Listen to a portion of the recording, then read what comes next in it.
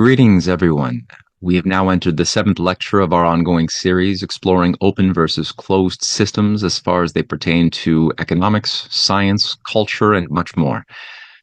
Today's lecture will focus on a certain topic by the name of entropy, which has profound ramifications on the domain of our conception of what humanity is, what economics is, and what the universe at large is designed to be, allow, permit, and our place within said universe.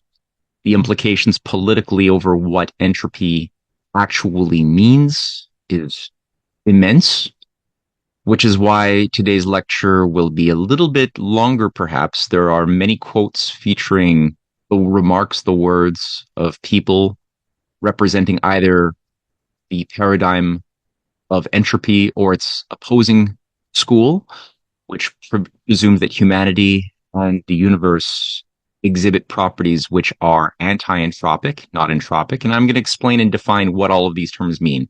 So this will go on for about 60 slides.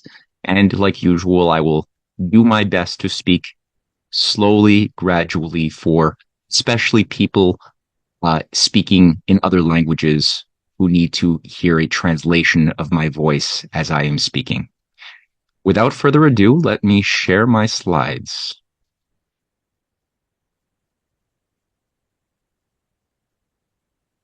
As I mentioned, the title is Entropy, Universal Law, or Political Hoax. One empirical data point to hold in mind, living as we are in the year 2025, there are over 8 billion human lives on this Earth. The Earth, the globe itself, has a certain size, a certain circumference, a certain amount of arable land, a certain quantity of drinkable water. There are unquestionably physical limits to the Earth and to the potential of how many people can be sustained a given quality of existence. No doubt such potentials exist based on certain physical parameters, but some might say that in order to accommodate, to resolve the problem of population, overpopulation, overconsumption, that the solution is to reduce world population levels, to keep them static and small under an enlightened elite. Others who I get along with better believe that there's a more creative solution which could allow for the increased growth and abundance for everyone without necessarily presuming any absolute constraint on how much growth, both quantitative and qualitative, is possible if the world, as we have grown on it, is perhaps not to be expected as our sole limiting factor. Perhaps our home, our ecosystem, might extend far more naturally beyond the limits of the Earth's atmosphere, stratosphere, ionosphere, and perhaps even solar system as a whole. This remains to be seen, but it is based upon certain concepts of how we think of the nature of mind and its resonance with the universe more broadly. Again, this is a population demographic, an estimated demographic chart featuring population growth from 400 BC up into a more recent period, featuring, of course, a couple of moments of stagnation and even a drop in the 14th century, which should not be ignored. The question is, what were the political dynamics, the ideas dominant when said breakdowns happened into what has come to be known in modern times as the Little Dark Age of mass population collapse? So these are always questions to keep in mind, as well as what was humanity doing at times when the populations exploded, our ability to sustain more and higher quality lives increased. Is that a piece of evidence that we are but a cancer or a virus growing and growing at the detriment of nature? Or does that mean that perhaps something correct was being done that we should explore more seriously? The topic, as I mentioned, is entropy, so let's just define that for once. It is sometimes known as the second law of thermodynamics.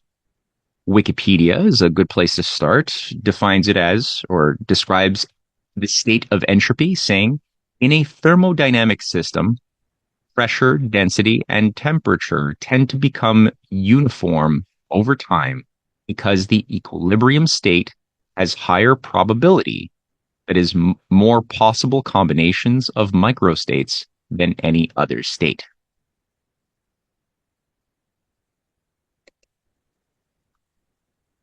To put some visual assistance to this, all entropic systems, and any system can be conceptualized as entropic, has certain properties. It is number one, the first property is that it is closed. All systems that are entropic are by definition closed. They can be understood principally through statistics and probability, but also through a rigid determinism. As the Wikipedia entry alluded to, the end state of all entropic systems is homeostasis, the heat death, as some might say. And here's an example of the transformation of energy before a certain action is taken. Let's say a machine that receives fuel does work afterwards. After a certain repetitive cycle is done, the pistons move, the work is accomplished. There is now less usable energy available. And the more that the machine works, the more it burns fuel, creating all the activities needed to move the pistons to make the machine operate, the less usable energy is available, which will ultimately result in a dead engine, a cold, dead engine devoid of any fuel or ability to carry out work. If we had, let's say, a block of ice brought into a hot chamber, the heat would move towards the cold. That is another factor, an irreversibility of hot moving to cold, creating certain pressure. That's something useful if one approaches it as a machine tool designer. And again, the bottom graph showcases what I just went through again. As free energy decreases over time, the more an operation is in motion, the unusable energy will increase up until the point where the system is effectively dead. So that rigid determinism, even though every single moment to moment, is knowable by mathematical probabilities, the overarching system is rigidly deterministic. As a point of scientific gospel in our modern times, the figure of Sir Arthur Eddington of the Royal Society, the British Royal Society, is useful as an exemplar of the opinion of the British Royal Society's consensus builders over a century ago, where he wrote of entropy in his The Nature of the Physical World, saying that the law that entropy always increases holds, I think, the supreme position among the laws of nature. If someone points out to you that your pet theory of the universe is in disagreement with Maxwell's equations, then so much the worse for Maxwell's equations. If it is found to be contradicted by observation, well, these experimentalists do bungle things sometimes. But if your theory is found to be against the second law of thermodynamics, I can give you no hope. There is nothing for it but to collapse in deepest humiliation. Now, these are some remarks where I would say that this is even absurd, that he's allowing that a scientist coming up with a theory explaining phenomena observable in nature might have a variety of permitted ideas and hypotheses. However, if their hypotheses presume that the second law of thermodynamics, entropy, the idea of heat death, is not to be respected, is not to be involved in their theory or must be discounted, then that theory must a priori be rejected. Well, but what if the theory itself is wrong? What if the universe exhibits properties that demonstrate a higher anti-entropic property? Well, what then? But according to Arthur Eddington, who was knighted for his defense of the status quo, well, that would not be observed. That would not, one would not even be permitted to have such thought crime to perform science if you wish to keep your career. Now, the debate, as I'm going to draw upon it today, between the school that embraces entropy and its opposing school that denies it, I think is exemplified quite well by the, I would say, mortal battle that had occurred between 1714 and 1716 between the figure of the great scientist statesman Gottfried Leibniz, featured on the left, versus the entirety of the Royal Society's Newtonian school, represented by the figure of Isaac Newton, featured there on the right, with an apple falling on his head. The supposed technique used to discover his law of gravitation and so many other great revolutionary laws. Fruit needs to fall on one's head. But it was never simply just against Newton. It's the Newtonians, the entire cult of the English school of empiricism, centered as it was then as today in the British Royal Society and Cambridge. Leibniz had a famous debate at the end of his life through a series of letters written to Samuel Clarke, one of the Rosicrucian Invisible College leaders and handlers of Newton, who played a direct role in compiling, and I would say possibly even on writing much of Newton's Principia Mathematica, which was itself something that attempted to encyclopedize the entire universe, all known laws discovered by human beings. This book by Newton that was published and republished in so many languages and printings over the even 25 years after it was first published, until Newton died in the 1724. It was a codification of everything that had been discovered and attributed to the figure of the great genius Newton. Now, as I had alluded to in previous lectures, when one looks at the origins of many of those discoveries, including that of universal gravitation, the inverse square law, the infinitesimal calculus, or even much of Newton's supposed works on optics, one can find that other scientists long before Newton, sometimes even before Newton had been born, like Johannes Kepler, were actually responsible for making many of those, if not all of those, great discoveries, which were later repackaged and rebranded, devoid of their actual technique of investigation, which one could find when we read the Acta Eruditorum of Leibniz, or the Harmonice Mundi by Kepler, or Huygens's theories on light waves. One could find a method, whereas in the Newtonian school, it is boiled down to a limited array of formulas with certain presumptions about the nature of space and time and matter, which are non-negotiable and unquestionable. I'm going to review a few of those things. Now, this battle was one of paradigms, and Newton, or Clarke, defending the Newtonian school, asserted that Leibniz was wrong. For Leibniz, the universe was animated by reason, by purposefulness, and by goodness. There's other things that I will say about this, but he begins in his first letter to Samuel Clarke saying that Sir Isaac Newton and his followers have also a very odd opinion concerning the work of God. According to their doctrine, God Almighty wants to wind up his watch from time to time. Otherwise, it would cease to move.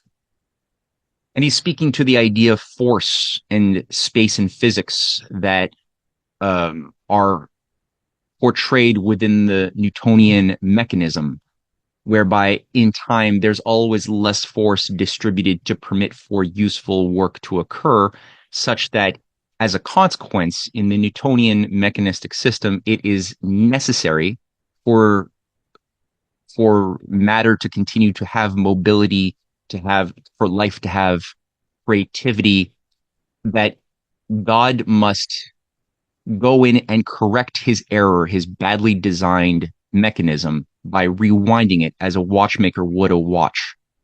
Now, Clarke cannot deny that that is true, but Clarke would say, and does say, that that is perfectly fine because God has no need to be reasonable. That God is so perfect that it is beyond the fallibility of limited human reason. But human reason is so corrupted that we cannot understand by our own design, by our own nature, the irrational necessity of God. God's universe. So I've got two columns here, one featuring Leibniz's universe, the other Newton's universe. There are certain themes that emerge throughout this dispute. In Leibniz's universe, God acts according to reason. God also would never desire arbitrariness, that he couldn't be arbitrary, but that he would never desire it, and thus it wouldn't even come up as something actualized, as an act of arbitrariness. Whereas in Newton's universe, God acts without reason, and thus may and does desire to be arbitrary.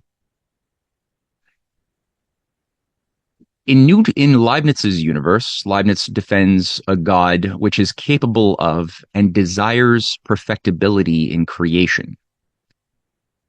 And he makes a point that in Newton's universe, God is considered perfect, but as such is incapable of change. It's so perfect that that Newton's idea of God is static.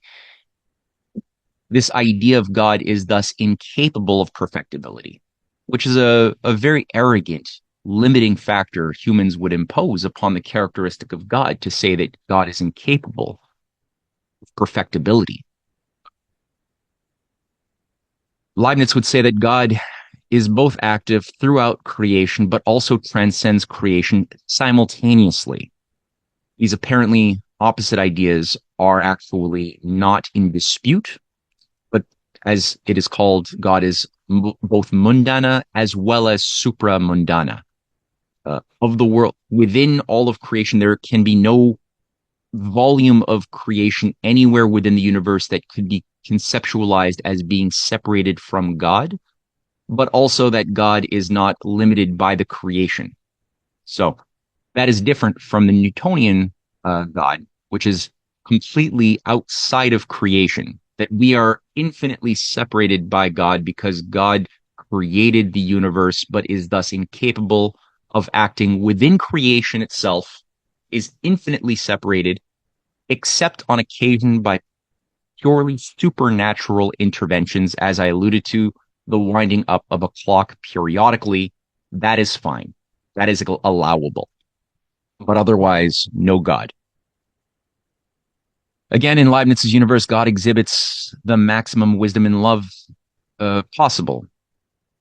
God, also in Leibniz's universe, God's creation is imbued with infinite potential for perfectibility. In Newton's universe, God's will is absolute.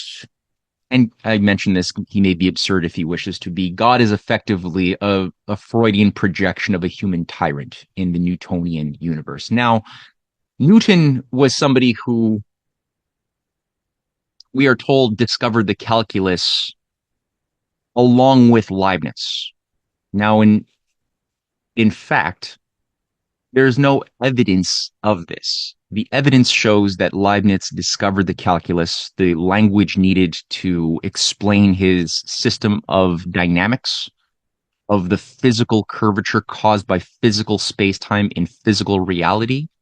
There was an observation that a language capable of describing nonlinear changes, as we see within a catenary, a hanging chain, where every single moment has a different array of tension, of horizontal, vertical force pulling, as well as gravitational force pulling at every infinitesimally small chain within a hanging chain or a bridge.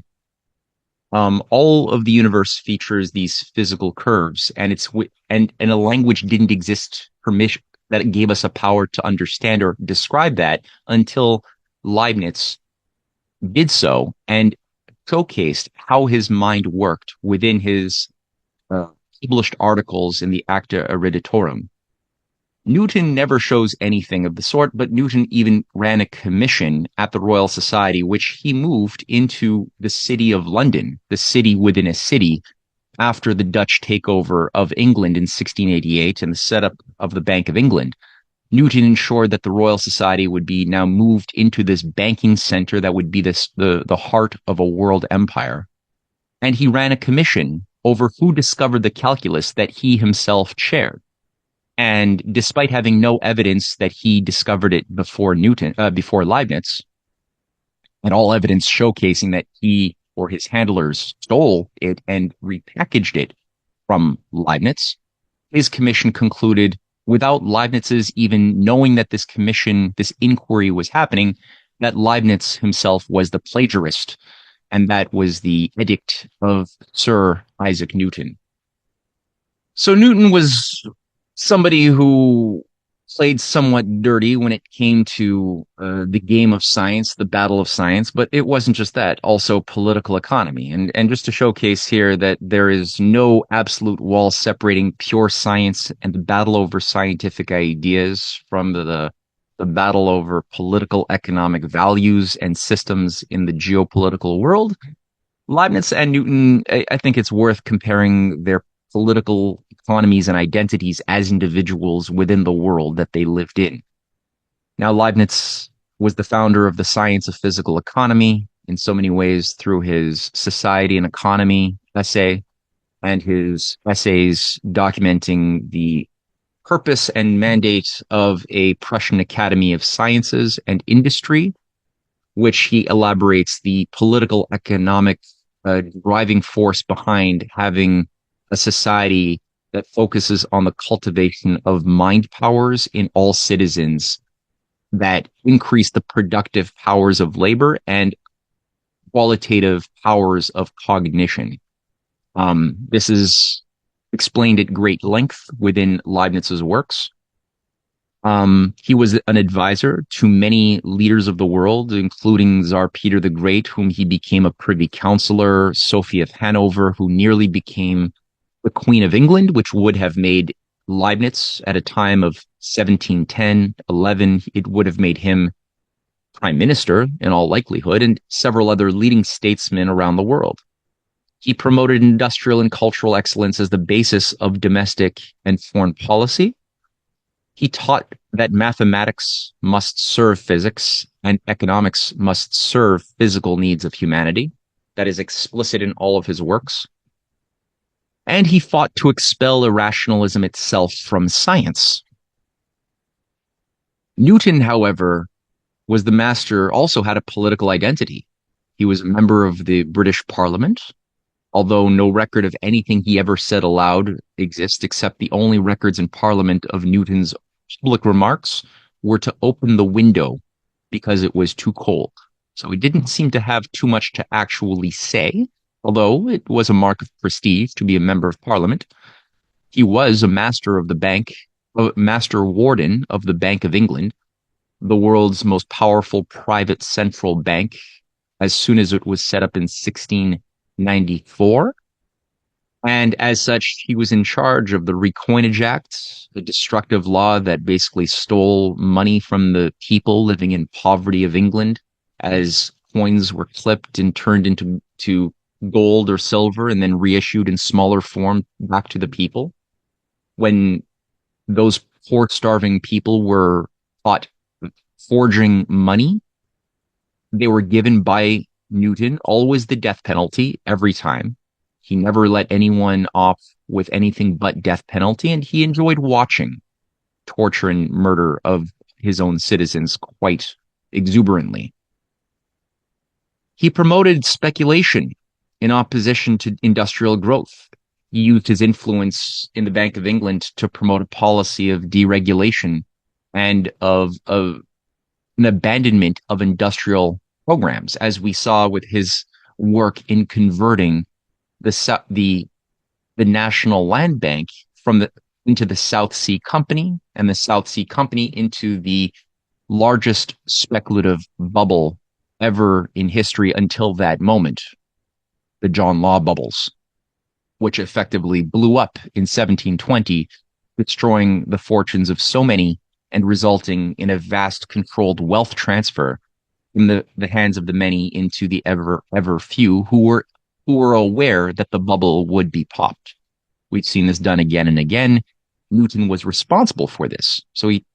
This was his idea of economy that he practically put into motion with various very powerful figures within the British oligarchy. He taught that physics must serve mathematics and that humanity must serve economic necessity.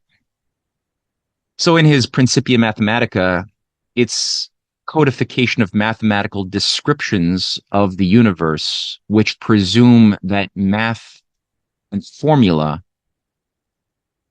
govern the behavior of physical reality.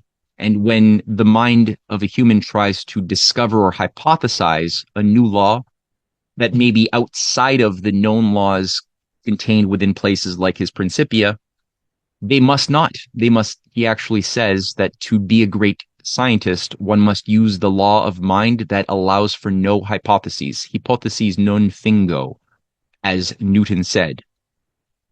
So, the abandonment of the very thing that allows for discoveries was what he demanded from anybody who would be expected to be a respectable scientist. Now, at the same time as he was pushing this radical empiricism, thus crippling the power of creative reason from making discoveries for those stupid enough to follow his method, he was also a practicing alchemist. He was a numerologist, and he was a member of the Rosicrucian Invisible College that had created the Royal Academy of England after the British Civil War, as John Maynard Keynes had called him in the 1930s upon discovering his chest in Cambridge containing thousands of documents featuring his experiments and his works. He opened the chest and had a press conference and found that there was no actual science that accounted for any of the content of his Principia, his infinitesimal calculus, or his gravity. None of those things were contained in the chest. All that it was amongst the thousands and tens of thousands of pages was work on alchemy, turning minerals into, or trying to turn minerals into gold, and looking for the philosopher's stone for immortality. He was afraid of death, as well as numerology. His work on trying to calculate Kabbalistically when the end of the world would occur. These were all things that were contained. That's what he was spending his years doing. So, as Keynes called him, he said he was not the first of the modern scientists. He was actually the last of the Babylonian sorcerers. Now, Keynes himself saw himself walking in the footsteps of Newton, and saw himself in many ways, I believe, as a sorcerer. He was proud of that tradition. He saw no problem in it. And so there is something to be said there that I think also plays into the role that John Maynard Keynes played geopolitically in the years that he did live, and what he devoted himself to, which might come up later on. One of Leibniz's core allies, his closest ally, was Denis Papin. That right is a graphic, an image featuring an illustration depicting Denis Papin attempting to sail his steam-powered boat on the Weser River, sailed by fearful boatsmen and shippers in 1707. This is in England. And Denis Papin had actually been the inventor of the first steam engine. Before the days of Newcomen and Savary of England, it was actually Denis Papin who developed this and documented his discovery, showcasing its blueprint with the help of Leibniz, who was assisting him this entire time. They were born around the same time. They died around the exact same time.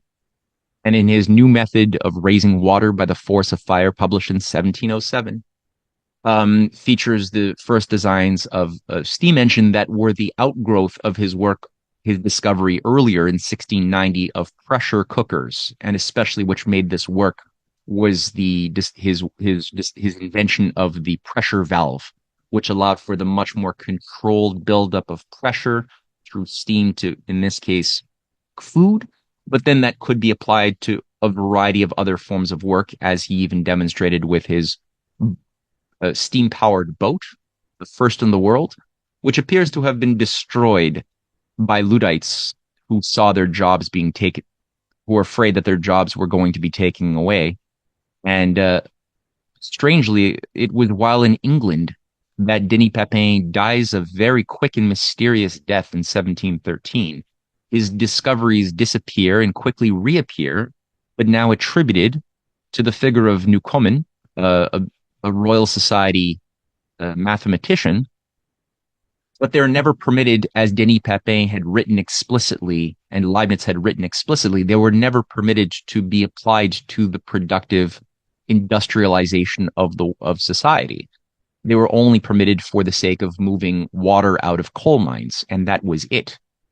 Papin had written to Leibniz in 1705, describing his view, his philosophy of the steam engine as not just a mechanistic thing or something to make money with. He rather said, I can assure you that the more I go forward, the more I find reason to think highly of this invention, which, in theory, may augment the powers of man to infinity.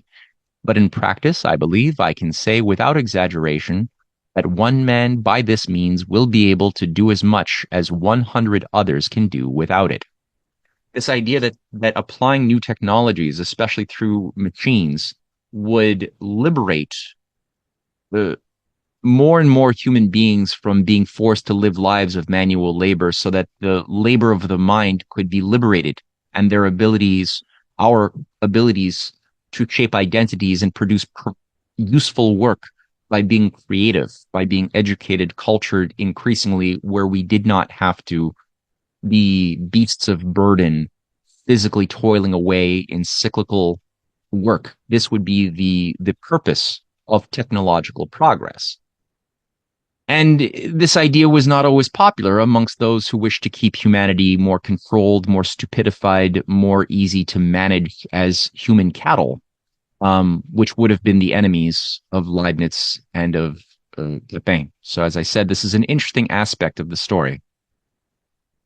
And though it was sabotaged, the Leibnizian tradition did continue onward. Both in the United States, Leibniz was a correspondent with John Winthrop Jr., the original founders of the Republican dynamic within the colonies in the 1680s, 1690s, and as well as he was corresponding with missionaries and leaders in China as well, over creating a political economic movement of cooperation that would revive the spirit of the Silk Road. So he was a grand strategist of the highest order, and his method was exemplified after he died by the young Benjamin Franklin, who, when one reads the writings of Ben Franklin's work on science, can see a very Leibnizian methodology in his ability to conduct hypothesis formation on a wide variety of natural phenomenon, and do so in a manner that made incredible breakthroughs from climatology, water currents, electricity, and so much more, even designing instruments that Mozart was to use later on in performing certain pieces of music. And this was tied very much, as it was with Leibniz, to Benjamin Franklin's view of a society of natural law and a science of economy founded upon the principle of human happiness. And he outlined this in some of his more famous works, like On the Necessity of a Paper Currency, On the Necessary Increase of Mankind, but many more. Lazare Carnot was a member of the Franklin group, had met Franklin on numerous occasions when Franklin was the ambassador to France, preparing the groundwork to replicate the success of the American Revolution in France, which unfortunately turned into a bloodbath run by British intelligence operations, which we alluded to in a previous lecture. But Lazare Carnot was among this group that really worked very hard, even after the Republican Revolution had failed and France had fallen into civil war. He was working hard to revive this spirit and served as the head of the Directorate, the most powerful group in the land. He was the only member of the Directorate to criticize and to resist Napoleon's desire to become emperor. But despite that, his commitment and patriotism were so great, as he was the head of the Revolutionary Guard. Um, and he largely played such an indisputably important role at saving France in times of crisis through his brilliant creation and leadership of the École Polytechnique, which generated a high density of brilliant minds. He brought in analytical geometry, projective geometries into military practice and engineering, which was the driving force in his military strategy and training programs. So it was really quite something. It was like a Platonic academy in many ways, Plato's academy. And this is, again, representing the Leibnizian tradition. That over there is Lavoisier, whose head was cut off when the revolution turned into a bloodbath, and he was the great scientist who made certain important discoveries in the organization of the natural elements and had certain insights into such things as the conservation of energy within material domains, not within the metaphysical world. And Lazare Carnot was, again, a great admirer of the American system and had said in 1815, even after, as Napoleon had lost and he had gone into exile, he describes here how when the Americans founded a town or even a village, their first concern was always to bring a teacher, plus the necessary machines. The students of Franklin and Washington knew that to meet human physical needs, one has to cultivate the human mind. We in Europe are leaving the largest part of our society in ignorance. So again, the understanding that it is the human mind which gives value to a society, to an economy, is what is the most important this qualitative uh, aspect to the viable science of physical economy as it was understood by these great men, and something that has been lost in our modern times and was already being lost amongst the Europeans, who had unfortunately more hereditary ingrained systems of managerial control by an elite that saw this as a threat to their controls and did not encourage this quality to emerge.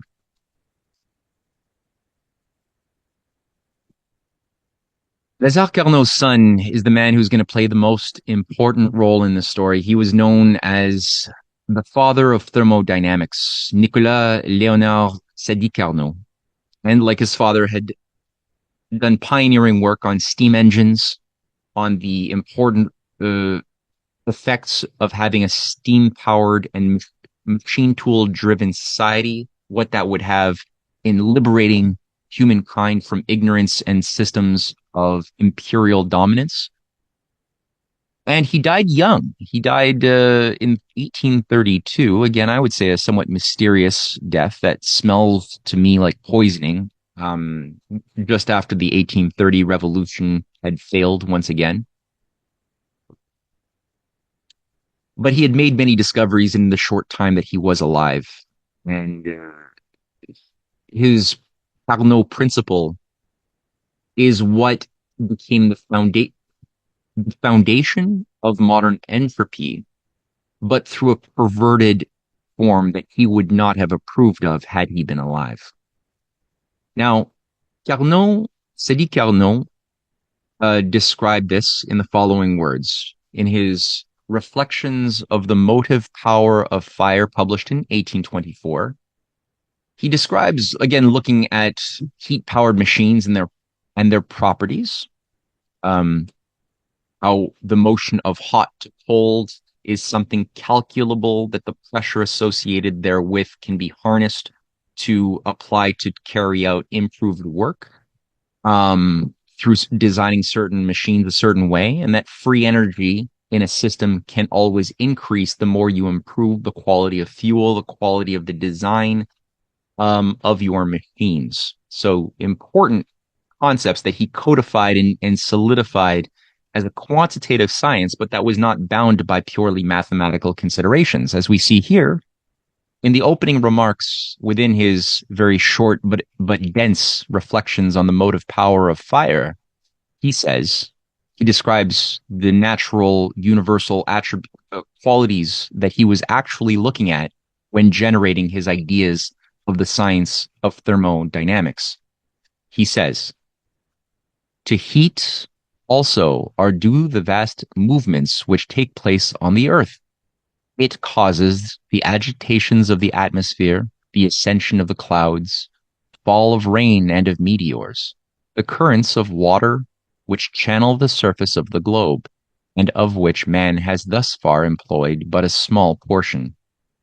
Describing hydroelectric dams, that water, when in motion, when harnessed, can move turbines, create electricity, right? So he's referring here to the inevitability, the need to develop hydroelectric power dams. Even earthquakes and volcanic eruptions are the result of heat. From this immense reservoir, we may draw the moving force necessary for our purposes. Nature, in providing us with combustibles on all sides, has given us the power to produce at all times and in all places heat and the impelling power which is the result of it. To develop this power, to appropriate it to our uses, is the object of heat engines. The study of these engines is of the greatest interest. Their importance is enormous. Their use is continually increasing, and they seem destined to produce a great revolution in the civilized world. This is just one example of the sort of machinery that Papin would have been developing and using. And he was always doing it, again, with the idea of alleviating burdens on people. He was always focused in his writings on the idea that his discoveries would end hunger, end poverty, improve the quality of life, create more just equality amongst people, to live more dignified lives with greater opportunities, and to reduce the influence of exploitative forces. It's very clear, as it is with all of these great scientists, which is why I think that it's discouraged in our modern society to actually read their original writings. Just a hypothesis. So let's see, after he dies, how the Royal Society perverts Carnot's principle. The first actor on this stage of the play is William Thomson, who becomes Lord Kelvin, and he writes a treatise called On a Universal Tendency in Nature to Dissipation of Mechanical Energy in 1852. 20 years after Carnot dies, he rediscovers, so to speak, Carnot's works and begins to co-opt a lot of Carnot's ideas and color them with his own more cynical vision of the universe. He, in fact, is the first officially to claim that the entire universe is in itself a machine, which will, by necessity, run down as a machine would over time towards an inevitable heat death. So he's the first that I could see who put out this in such explicit form, laying the groundwork for the scientific supposed law of entropy that became formed by another member of the British Royal Society named Rudolf Clausius. There were a couple of other important figures, Boltzmann, Helmholtz, who also played into this as part of the Royal Society operation, but I think Clausius is the most important of these figures, so I'll include him here.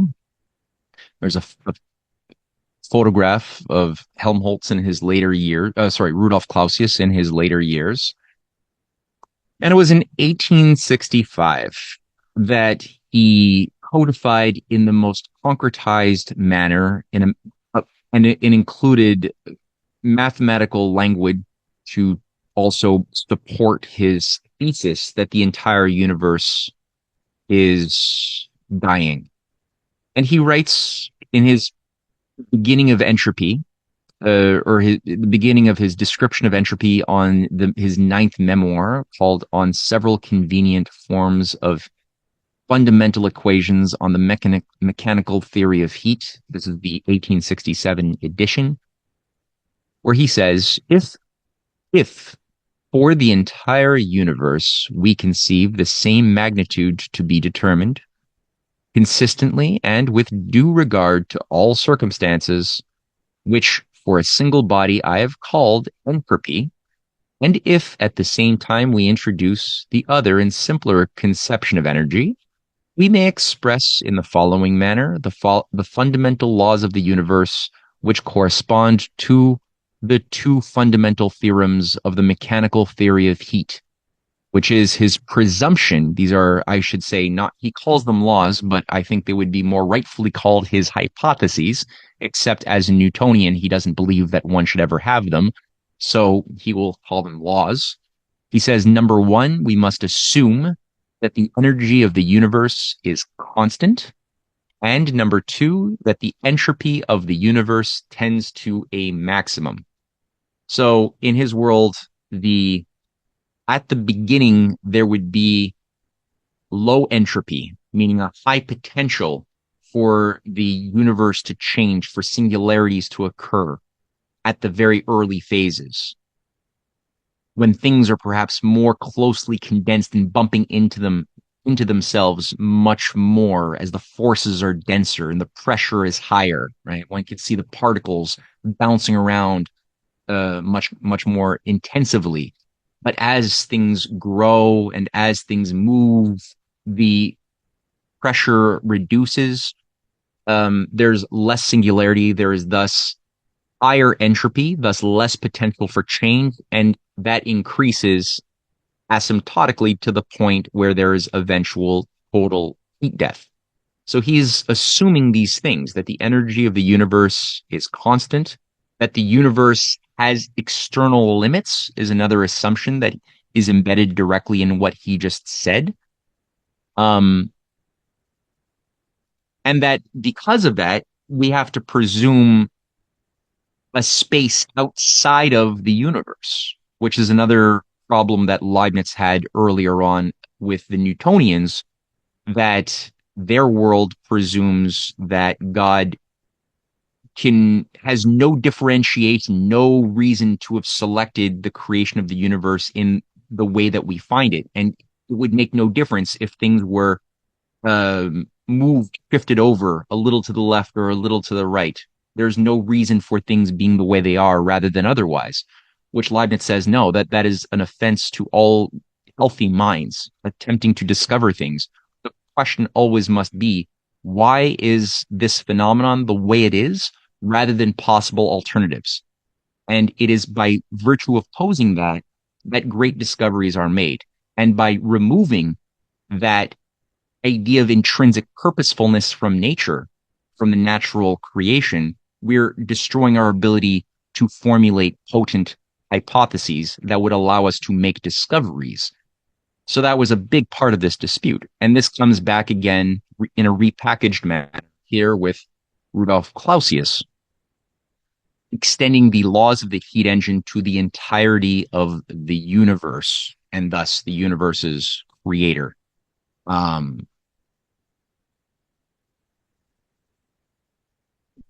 Clausius writes in 1868, the more the universe approaches this limiting condition in which the entropy is maximum, the more do the occasions of further change diminish. And supposing this condition to be at last completely attained, no further changes could evermore take place, and the universe would be in a state of unchanging. That's explicitly Clausius. He's very clear. But again, is this a universal, unquestionable law, as Sir Arthur Eddington asserted it to be, or is this a simple hypothesis colored by the subjective cynicism and pessimism of misanthropic individuals for projecting their negative toxicity onto the entirety of creation? Is that what's going on? I tend to lean to the latter. And as such, here, again, to conceptualize, if In the Clausian version of the universe, or of entropy more generally, as a closed system, one can always imagine that if you start as, let's say, an analogous case could be a spray can. If you heat up um, an aerosol can and heat it under a fire, or within a fire, one will find that the particles of the gases in the aerosol will increase in their mobility, in their momentum. They will bounce on each other quite a bit. There will be thus um, an ever increased or a decreasing entropy as it heats and as there's more potential for change and builds up the pressure to a maximum. At the maximum point, it will explode, and all of the gas will thus be released into the broader environment in which the fire was happening. At that point, at every moment after the explosion, there is less singularities, there's less activity, and the heat dissipates as the particles fall uh, into stasis over time, and thus the entropy would be increasing as it moves to heat death. We could even watch a little video. I will splice in a little video to demonstrate this as we speak. And we could see how, in the case of the universe, this was applied in the 20th century as a model to try to account for why the entire universe is the way it is, observably, as far as redshifts are concerned, were detected using spectrometry in the 1920s, 30s by Hubble and others. There was a recognition that that galaxies are contained outside of our galaxy. And not only that, that some of them have red shifts, some have blue shifts. And one of the hypotheses that was imposed by the Royal Society, people like Arthur Eddington and others, was that these were signs specifically and only that they could only be the Doppler effect. That is the effect of the speed and velocity at which these objects were moving away from us, causing the light emitted from those galaxies to be shifted towards longer waves, towards the red side of the spectrum. Some other ones were presumed to be moving towards us, and hence could be considered blue shift. Since I will be giving an entire class on the Big Bang and political ramifications of Big Bang theology, I won't say more about that. But if we hold this to be true, then it could be linearly extrapolated backwards in time to calculate a moment at which all of those galaxies would have been possibly contained within a singularity, a point mass, where all of the density of the universe, all of the energy was contained in a maximum pressure container of a point mass. And it was assumed that this point out of which an explosion erupted occurred 13.7 billion years ago, before which time there was nothing, and that the universe is expanding into, from that point of the exploded godlike aerosol can, the universe is thus expanding into nothingness. That the infinite nothingness contains the everythingness of the universe, which will eventually return back to nothingness at the point of a future calculable heat death. So that's the example of what practically these theories look like as they affect our current ideas of astrodynamics. The next figure, who I would call the high priest of entropy to enter the stage of this story, is Lord Bertrand Russell. He was a member of the high Russell family of England's aristocracy, a Cambridge apostle, a young man with expectations to be groomed to become one of the managerial elite of the British Empire. As a Cambridge apostle, as was John Maynard Keynes, he was allowed a certain type of educational experience that is not granted to non-apostles or even students from regular, normal colleges. He was the president of the Aristotle Society. He was the co-organizer with David Hilbert in 1900 of the World Conference of Mathematicians in Paris, which was a conference that was organized with the explicit intention to challenge all mathematicians in the world to try to reduce the universe to a limited amount of axioms and postulates, as was done with Euclid or with Newton earlier. That was the idea. There was 23 major problems outlined in math for scientists to work towards. And number 2, for example, was prove that all axioms of arithmetic are consistent.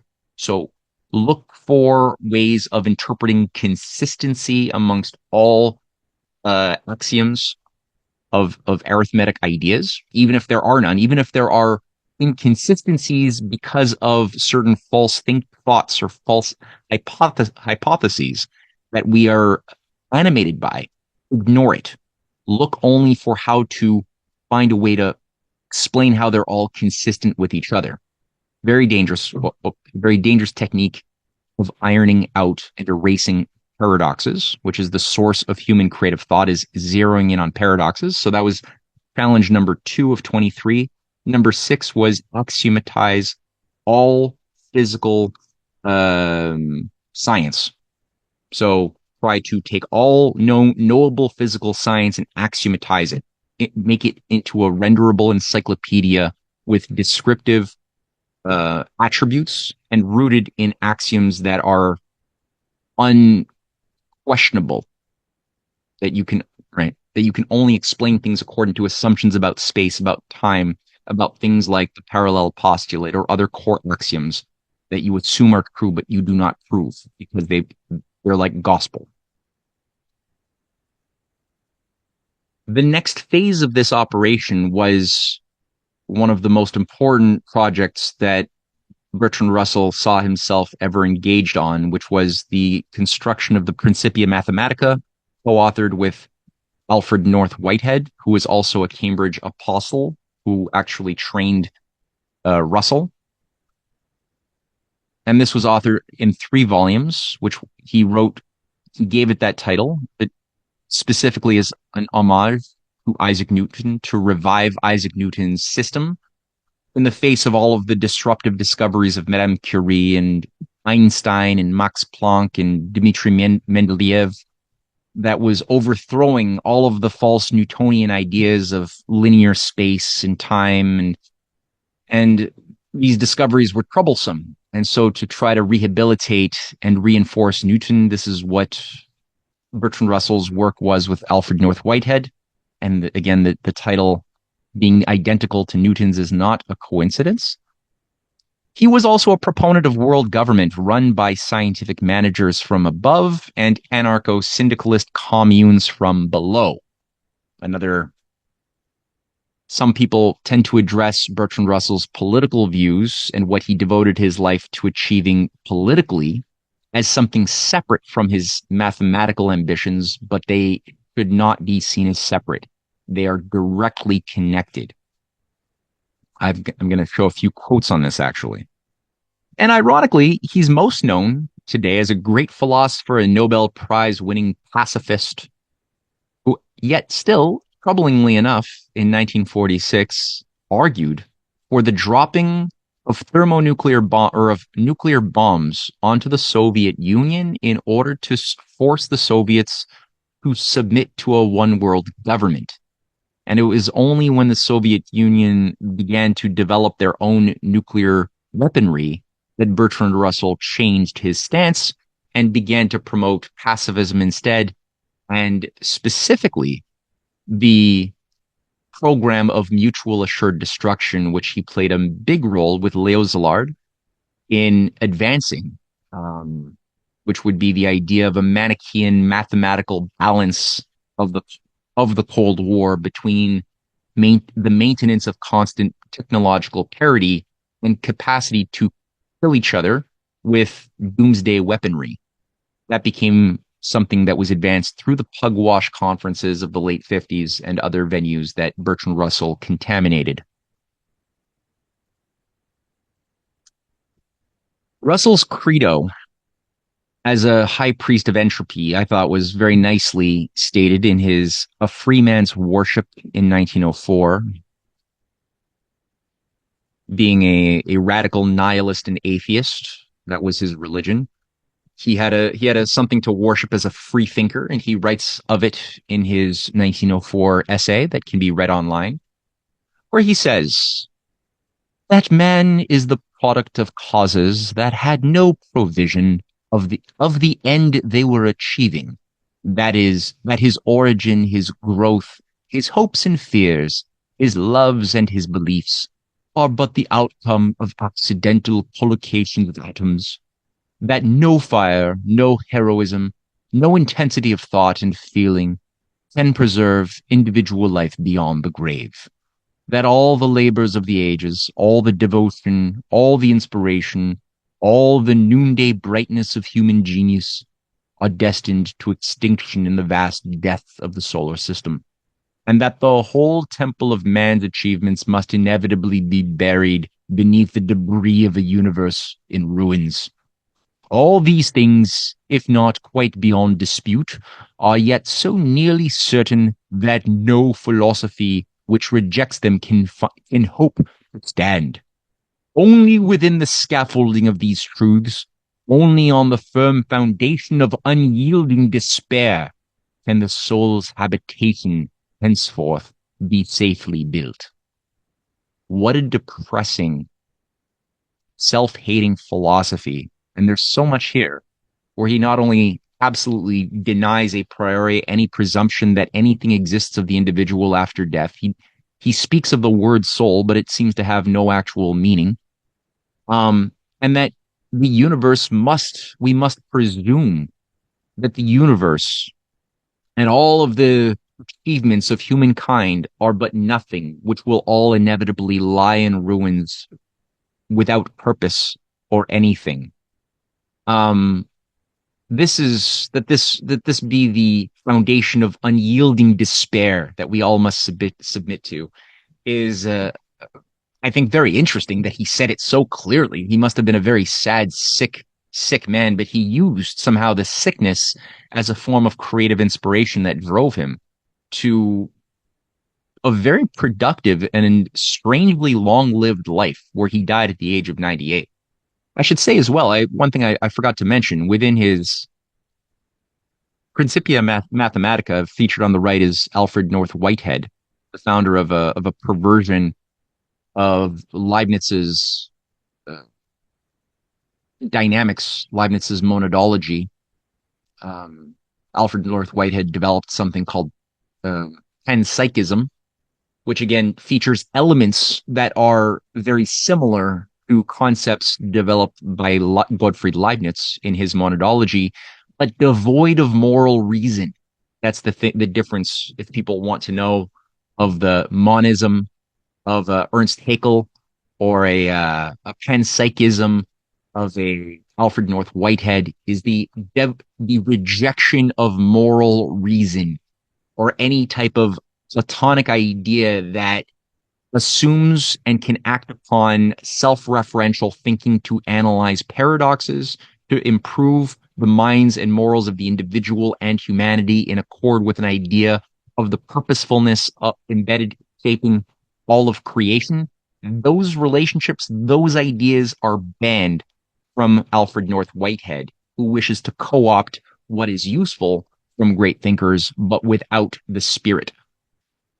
Within the Principia Mathematica, again published between 1910 and 1913, the attempt was made to reduce the universe, as was done by or challenged by David Hilbert and Bertrand Russell in 1900, to reduce the entire corpus of human knowledge to a limited array of axioms, right?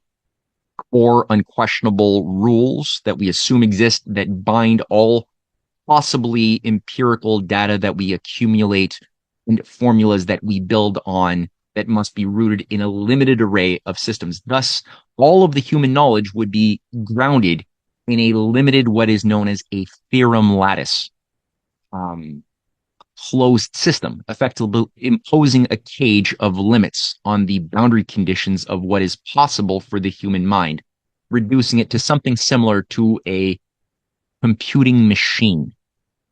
That's also very important, that Bertrand Russell sees no difference in a computer that utilizes deductive and inductive logic and a human mind, and that the model of the computer must be imposed onto well-behaved human minds that abide by the type of system of controls that he outlines in his idea of government,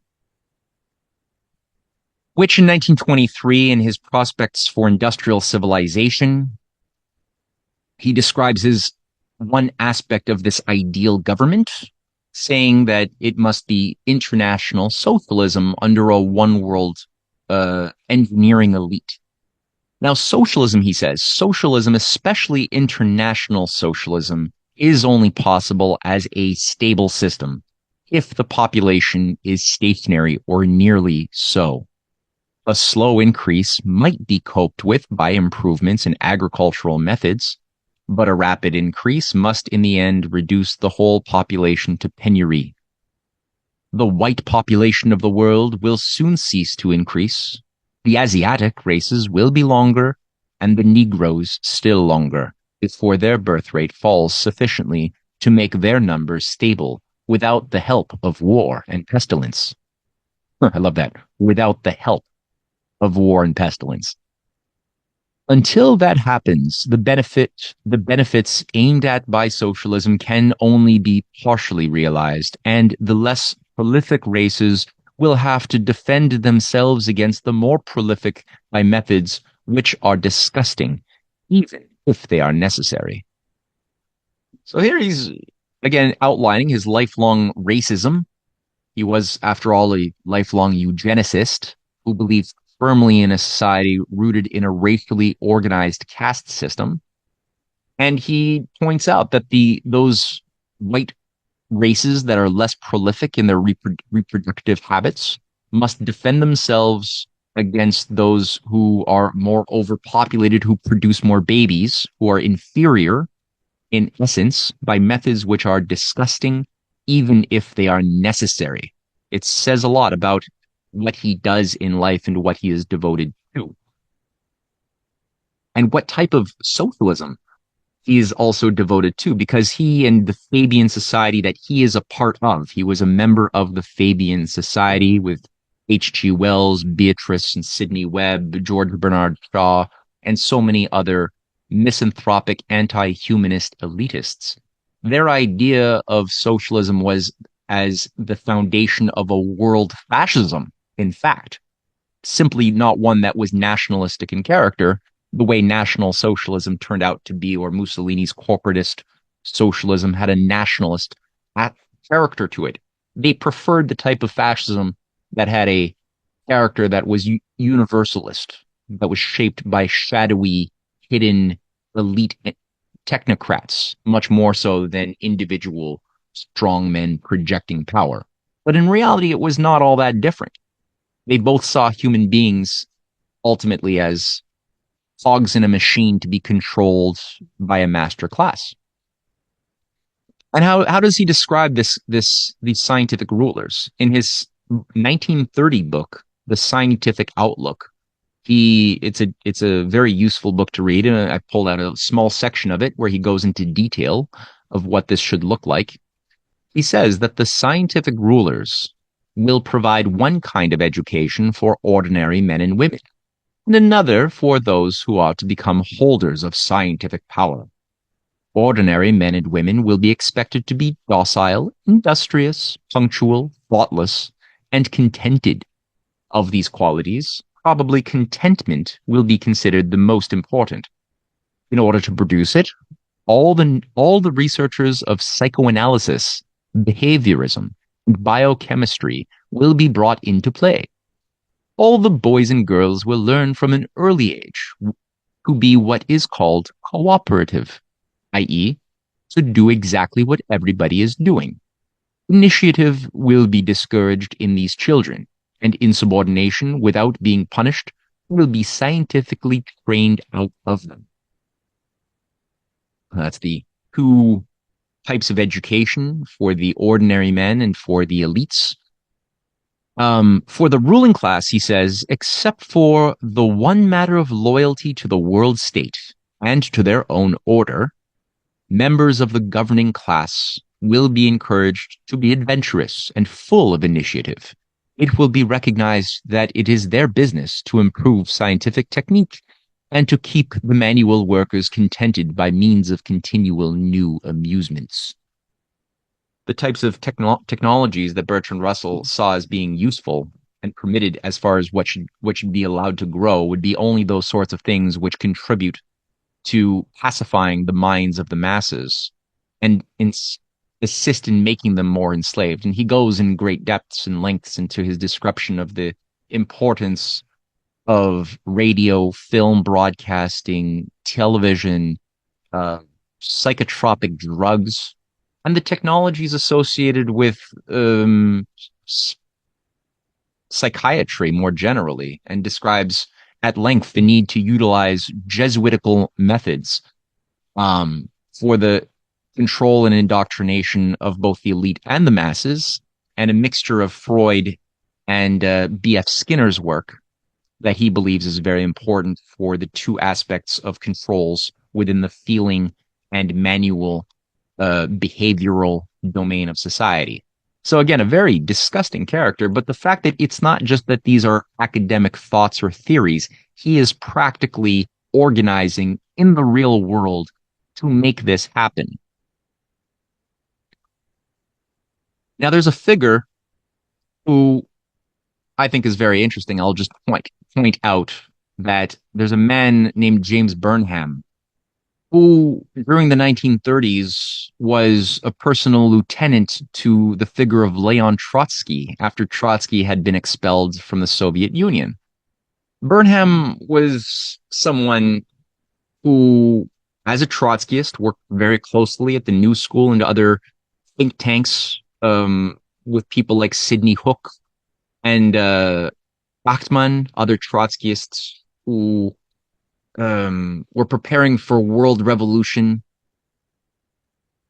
and the creation of something which had the word socialism, but looked a lot more, I believe, and when I examine it, it was much more close to what Bertrand Russell had described and the other Fabian socialists had described, as far as their ambition of keeping the workers dumb and busy and obedient, while a higher elite managed real power from the shadows. But at a certain point, just before Trotsky dies in Mexico, Burnham writes he breaks with Trotsky. Did he know that Trotsky was about to be eliminated? Since Trotsky was all used up, he had no more use. He was clearly not going to be successful in his ambitions to topple Stalin and to restore the Trotskyist power in Russia that was willing to work with the Nazis and the Japanese fascists and the Russian fascists centered in Harbin, China. It was clear that that was no longer going to work. So James Burnham, anyway, for whatever reason, chooses this moment to break with Trotsky and writes a reply to Comrade Trotsky saying, "Do you wish me to prepare a reading list, Comrade Trotsky? It would be long, ranging from the work of the brilliant mathematicians and logicians of the middle of the last century to one climax in the monumental Principia Mathematica of Russell and Whitehead, the historical turning point in modern logic, and then spreading out in many directions. One of the most fruitful represented by the scientists, mathematicians, and logicians now cooperating in the new Encyclopedia of Unified Science." He's referring to the John Dewey organized Bertrand Russell, John Dewey project to unify all science in this unification of sciences movement that later found Szilard, even Reverend Sun Myung Moon, a CIA mind control cult leader, involved in funding and overseeing and even speaking at these unification of sciences conferences. This is what funded Thomas Kuhn's volume, The Structure of Scientific Revolutions, as a way to obscure the mind's ability to understand what underlies real scientific revolutions, the likes of which those like Plato or later on Kepler and Leibniz had undertaken. That would no longer be understood if you abide by Thomas Kuhn's descriptive approach to scientific revolutions as part of this movement to unify science. But again, James Burnham is talking to Trotsky, saying that he has replaced Trotsky with Bertrand Russell and the inspiration of the mathematization of the universe and of organizing society, promoted by Russell and specifically contained in his Principia Mathematica. So this is very interesting, and I think that when one reads the writings of Trotsky's view of dialectic materialism, especially in the early 20s when he was overseeing the new economy policy and the management of Russia's technological and science policies. He was sort of a commissar, a czar, managing policies of industrial and scientific relations in Russia in 1924, 25, and one can read his speeches where he is attempting to impose a very destructive new model onto science, similar to what Bertrand Russell had been doing. I don't think Trotsky was nearly as smart as Russell, but this was what he was saying, is that we must reinterpret all scientific phenomenon from the standpoint that all qualities must be assumed to be caused by an organization of quantitative ideas. Quantity drives quality. Real scientists who make discoveries understand the opposite, that it is physics that leads in the dance with math, that it is quality that leads in the dance with quantity, that one must come up with a qualitative idea before one can begin as a scientist to discover what are the mathematical ways to represent that in a formalistic fashion to be communicated to others. But what comes first is the qualitative happy idea. It resolves a paradox. So again, I think that there was a shifting of language, but not really of effect. And everything is in the effect at the end of the day when it comes to political reality. I brought up here the figure of Norbert Wiener because Norbert Wiener was a student of Bertrand Russell, and in fact, as a young child mathematical prodigy, won an award and was brought to Cambridge to be a young man in his teens, groomed as one of Bertrand Russell's special boys. And Russell always had a group of young boys that he liked to groom, as so many Cambridge apostles did and I believe still do. Norbert Wiener has become famous after 1943 for his discovery of a new field called cybernetic, as he called it, the science of control. Now, as a young student, he was inspired by the prospects of what Russell laid out in the Principia as a theoretical challenge, a model to find now a way to practically create a science that would carry out in practice what is there in the Principia in theory, which is a science of control and management. Not to say that there are not useful aspects within computer science or other system management that involves cybernetic ideas of a feedback loops to help a command and control idea of something that you manage. There's useful aspects of that. You want to get feedback into those making decisions so that they can make the best informed judgments on what to do next in managing a system. Okay, fine. However, when it becomes a religion, then you're in trouble. And here we have a problem. A religion was beginning a religion of entropy. And Norbert Wiener was very clear in his book, 1948, called Cybernetics, where entropy and the second law of thermodynamics are fundamental foundations of his science. And he says that thermodynamics makes its appearance, a science in which time is eminently irreversible, and although the earlier stages of this science seem to represent a region of thought almost without contact with the Newtonian dynamics, the theory of conservation of energy, and the latter statistical explanation of the Carnot principle or the second law of thermodynamics, all of these have fused thermodynamics and the Newtonian dynamics into a statistical and the non-statistical aspects of the same science. So, and he goes at much greater detail in his book on the need to root and ground this second law of thermodynamics as the heart, which is a closed system of all systems. Now, another aspect of the choice of the idea, he got it by thinking about an analogy of the helmsman, of a governance of a boat, maybe a big boat, which is somewhat complex. It has many people doing a multitude of tasks.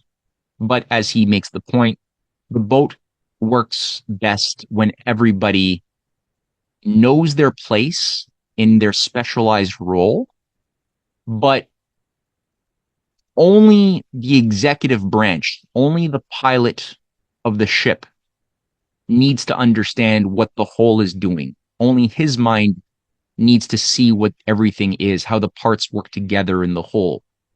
No one else. And in fact, it works best when everybody thinks that their part is all they need to think about. If they don't have concerns of anything outside of their limited jurisdiction, it is the best. Local control. And only the initiated high executive priesthood could understand what everything is from whole. And he describes here that, my chief teacher and mentor was Bertrand Russell, with whom I studied mathematical logic and a good many more general matters concerning the philosophy of science and mathematics. So he's always very clear that Bertrand Russell was the inspiration that shaped his formulation of the science of cybernetics. And this science of controls of cybernetics that also had an outgrowth in the form of information theory, that everything is information, that information is like a fluid that helps manage the that can be moved through feedback loops to those making control decisions and back into the thing that they control, that can always be more centralized ever more, and as the system becomes more bureaucratized, more fragmented, but thus more controllable by a centralized command control center. These things began to be infested through the Cold War into both sides of the Iron Curtain. In the case of Russia, after Stalin died, Norbert Wiener's books, which had been formally banned under Stalin, they were known as a bourgeoisie corruption that atomized and that machinized human beings. They were banned. But after Stalin died, and as Khrushchev rose, the first thing done in 1955 was Khrushchev rehabilitated Norbert Wiener and began promoting the publication of Russian editions of Norbert Wiener's Cybernetics. He was also, at the same time that he began, as he gave his secret speech, that was the big de-Stalinization thrust of Russia, he began to rehabilitate all of the Trotskyist networks that had been executed during the Moscow trials and earlier. So he began to change history. What was animating Khrushchev, I don't know. But one thing was he gave a speech in 1961 to the 22nd Party Congress where he said that it is imperative to organize wider application of cybernetics, electronic computing, and control installations in production, research work, drafting and design, planning, accounting, statistics, and management. So he mandated that the new Russia be organized scientifically through cybernetics management.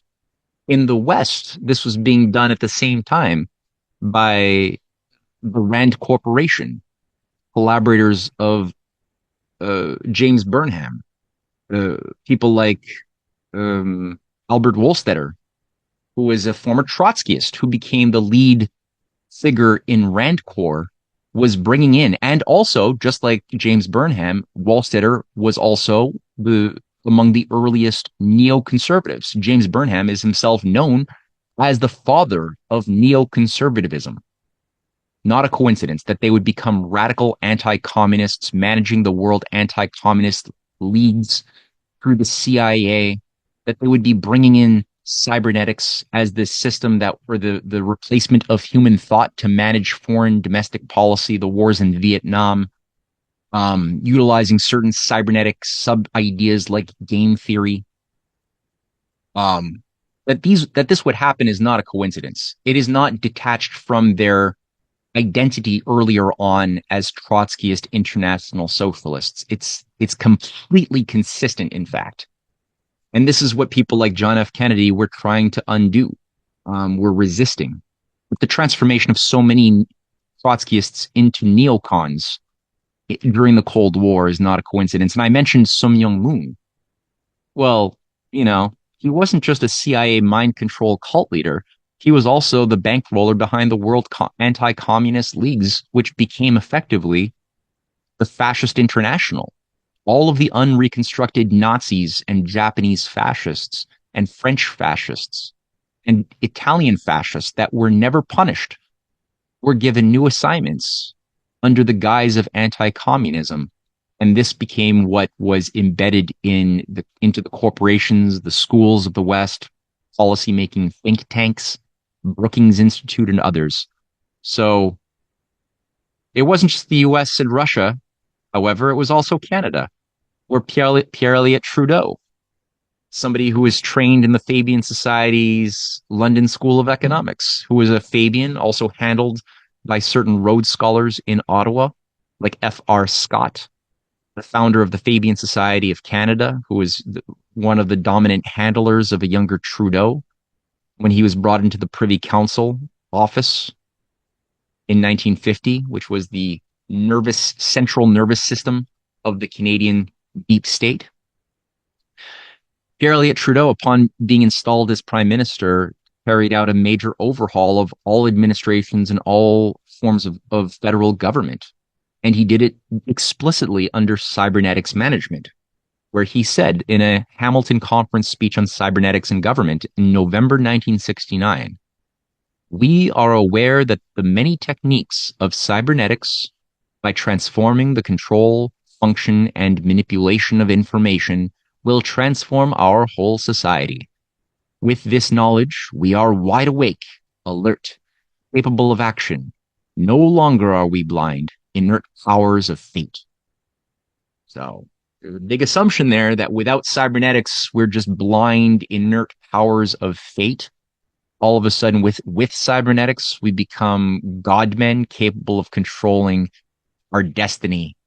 By the we, he means, of course, only the technocratic elite initiated, not the masses who must always be inert powers to the blind to reality and shaped by the fate given to them by the godmen who these alphas wish to see themselves. And Europe, and the British Empire. On the left, we have Sir Alexander King. On the right, Aurelio Peccei. Both men founded the Club of Rome in 1968 with David Rockefeller money, managed out of also the Agnelli family that ran the Volkswagen Foundation, which Peccei was a leading part of, was I think the president of it. But Alexander King, before setting up the Club of Rome, had been the director of the Organization of Economic Cooperation and Development in the 1950s, where he was instrumental in reorganizing all government departments of Europe, including in education, especially in education, around cybernetics new management. You increase the bureaucracies, you install a highly centralized system governing those bureaucratic systems where everybody within those bureaucracies is conditioned to become hyper specialized and myopic incapable of seeing a greater whole beyond their training.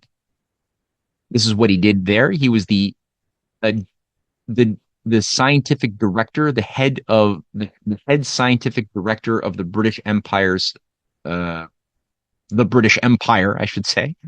That was his other job, the most powerful scientist of the British Empire, while simultaneously overseeing the overhaul of the OECD and then creating the Club of Rome as the driving think tank to shape the new religion, the new reset of world ethics around the notion of overpopulation as the dominant concern we should all have as governments and individuals. The idea of reducing our footprint on nature had to become the new ethos, defending nature from humanity, from human development, which was seen as a intrinsic negative, was the new dominant ethos. And what they did is they governed what they themselves called the Neo-Malthusian revival, beginning in the late 60s with the murder of Bobby Kennedy and Martin Luther King Jr. and the ouster of Charles de Gaulle, was a real coup d'etat on so many levels. And on the left is the first iteration by Malthus of the mathematical law of population, featuring there the arithmetic growth of food production juxtaposed with the geometric growth of human populations, which Malthus stated with enough information, we could calculate the rate at which the food would be destroyed as populations increased, putting pressure onto the system of nature, resulting in mathematically predictable, foreseeable crisis points of wars and famines that would just be part of nature, nothing to do with those elites managing wars or creating famines, nothing like that. It's just part of nature, and that the elites could use this formula to act preventatively on future crises by killing people now.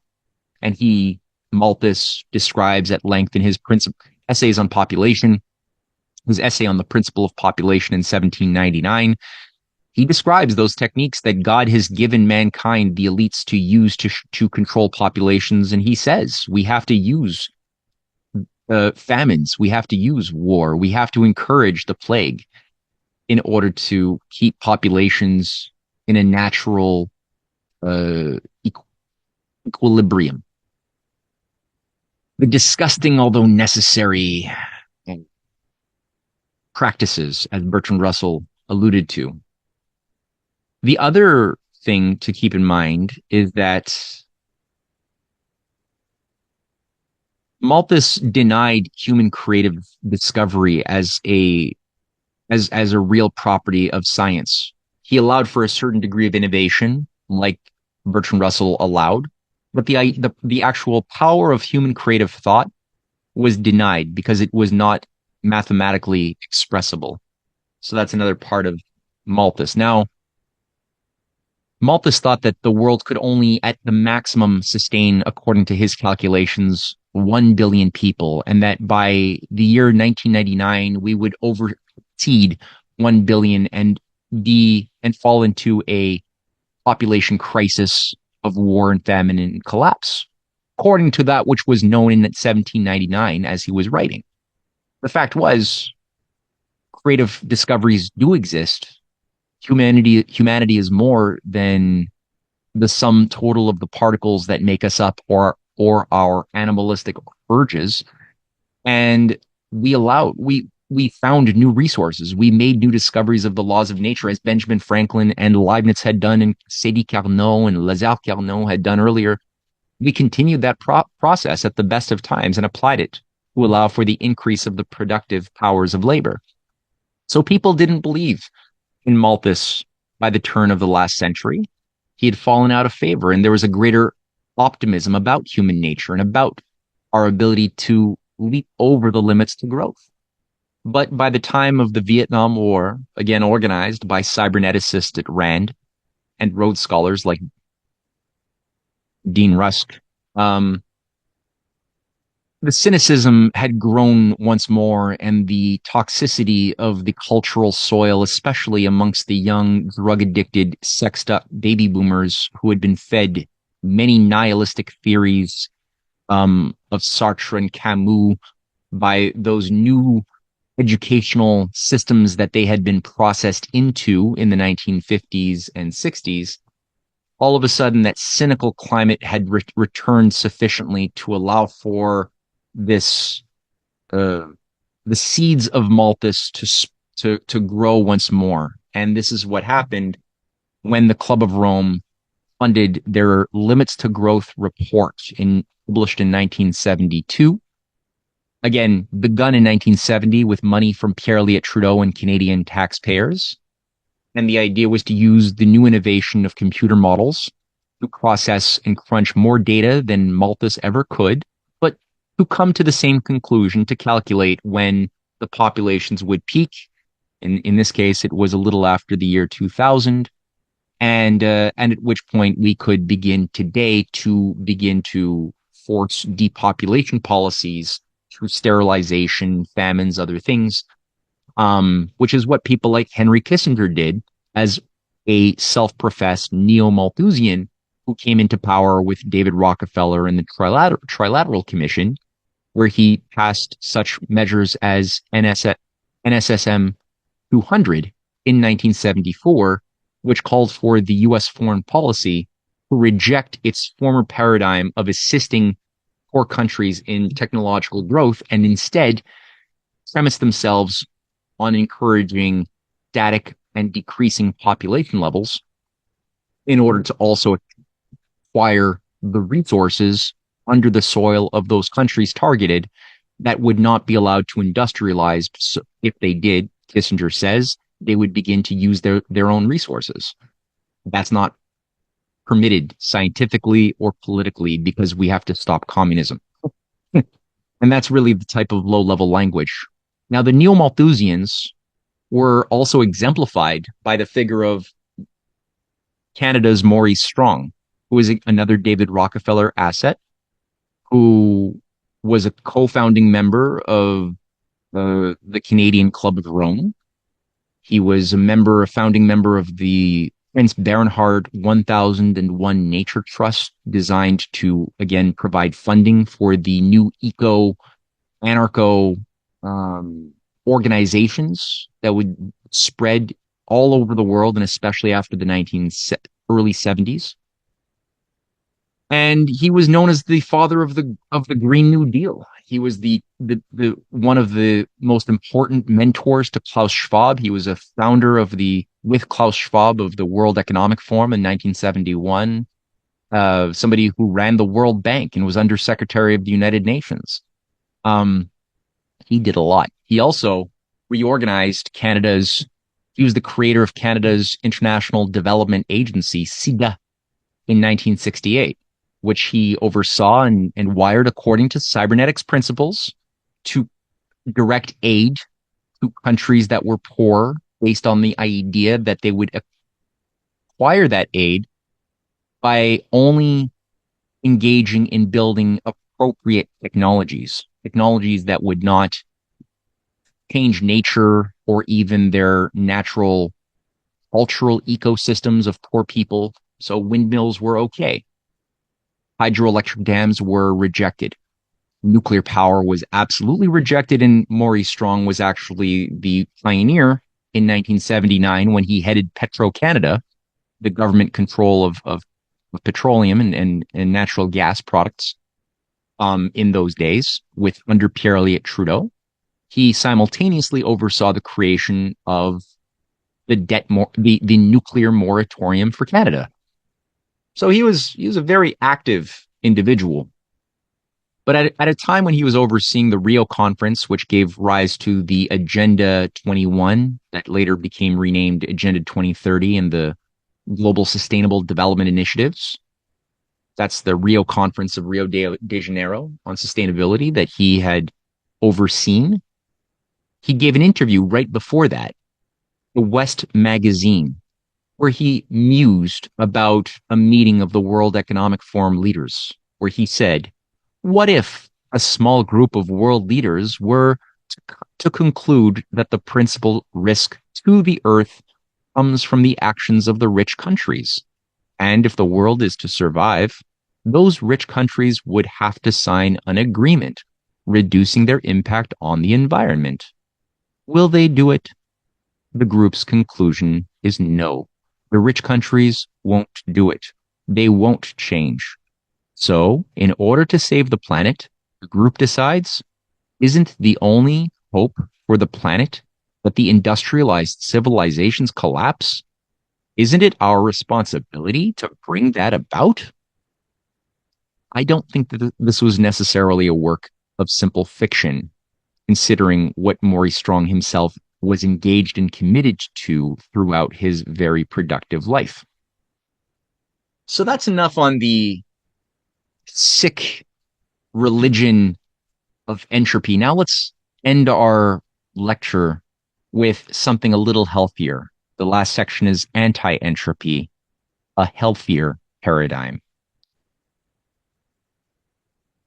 We talked about the political economy of the dismal science of Thomas Malthus. Let's look at an anti-Malthusian who was the advisor to Abraham Lincoln, one of the leading grand strategists of the 19th century, and the founder in many ways, an heir to Leibniz through his advancement of a science of economy, Henry C. Carey. And he wrote a book called The Unity of Law in 1872, where he explicitly takes aim at Thomas Malthus, the Darwinians and the social Darwinians, James Mill, David Ricardo, and Ricardo's belief in the law of diminishing returns, which is not a law at all.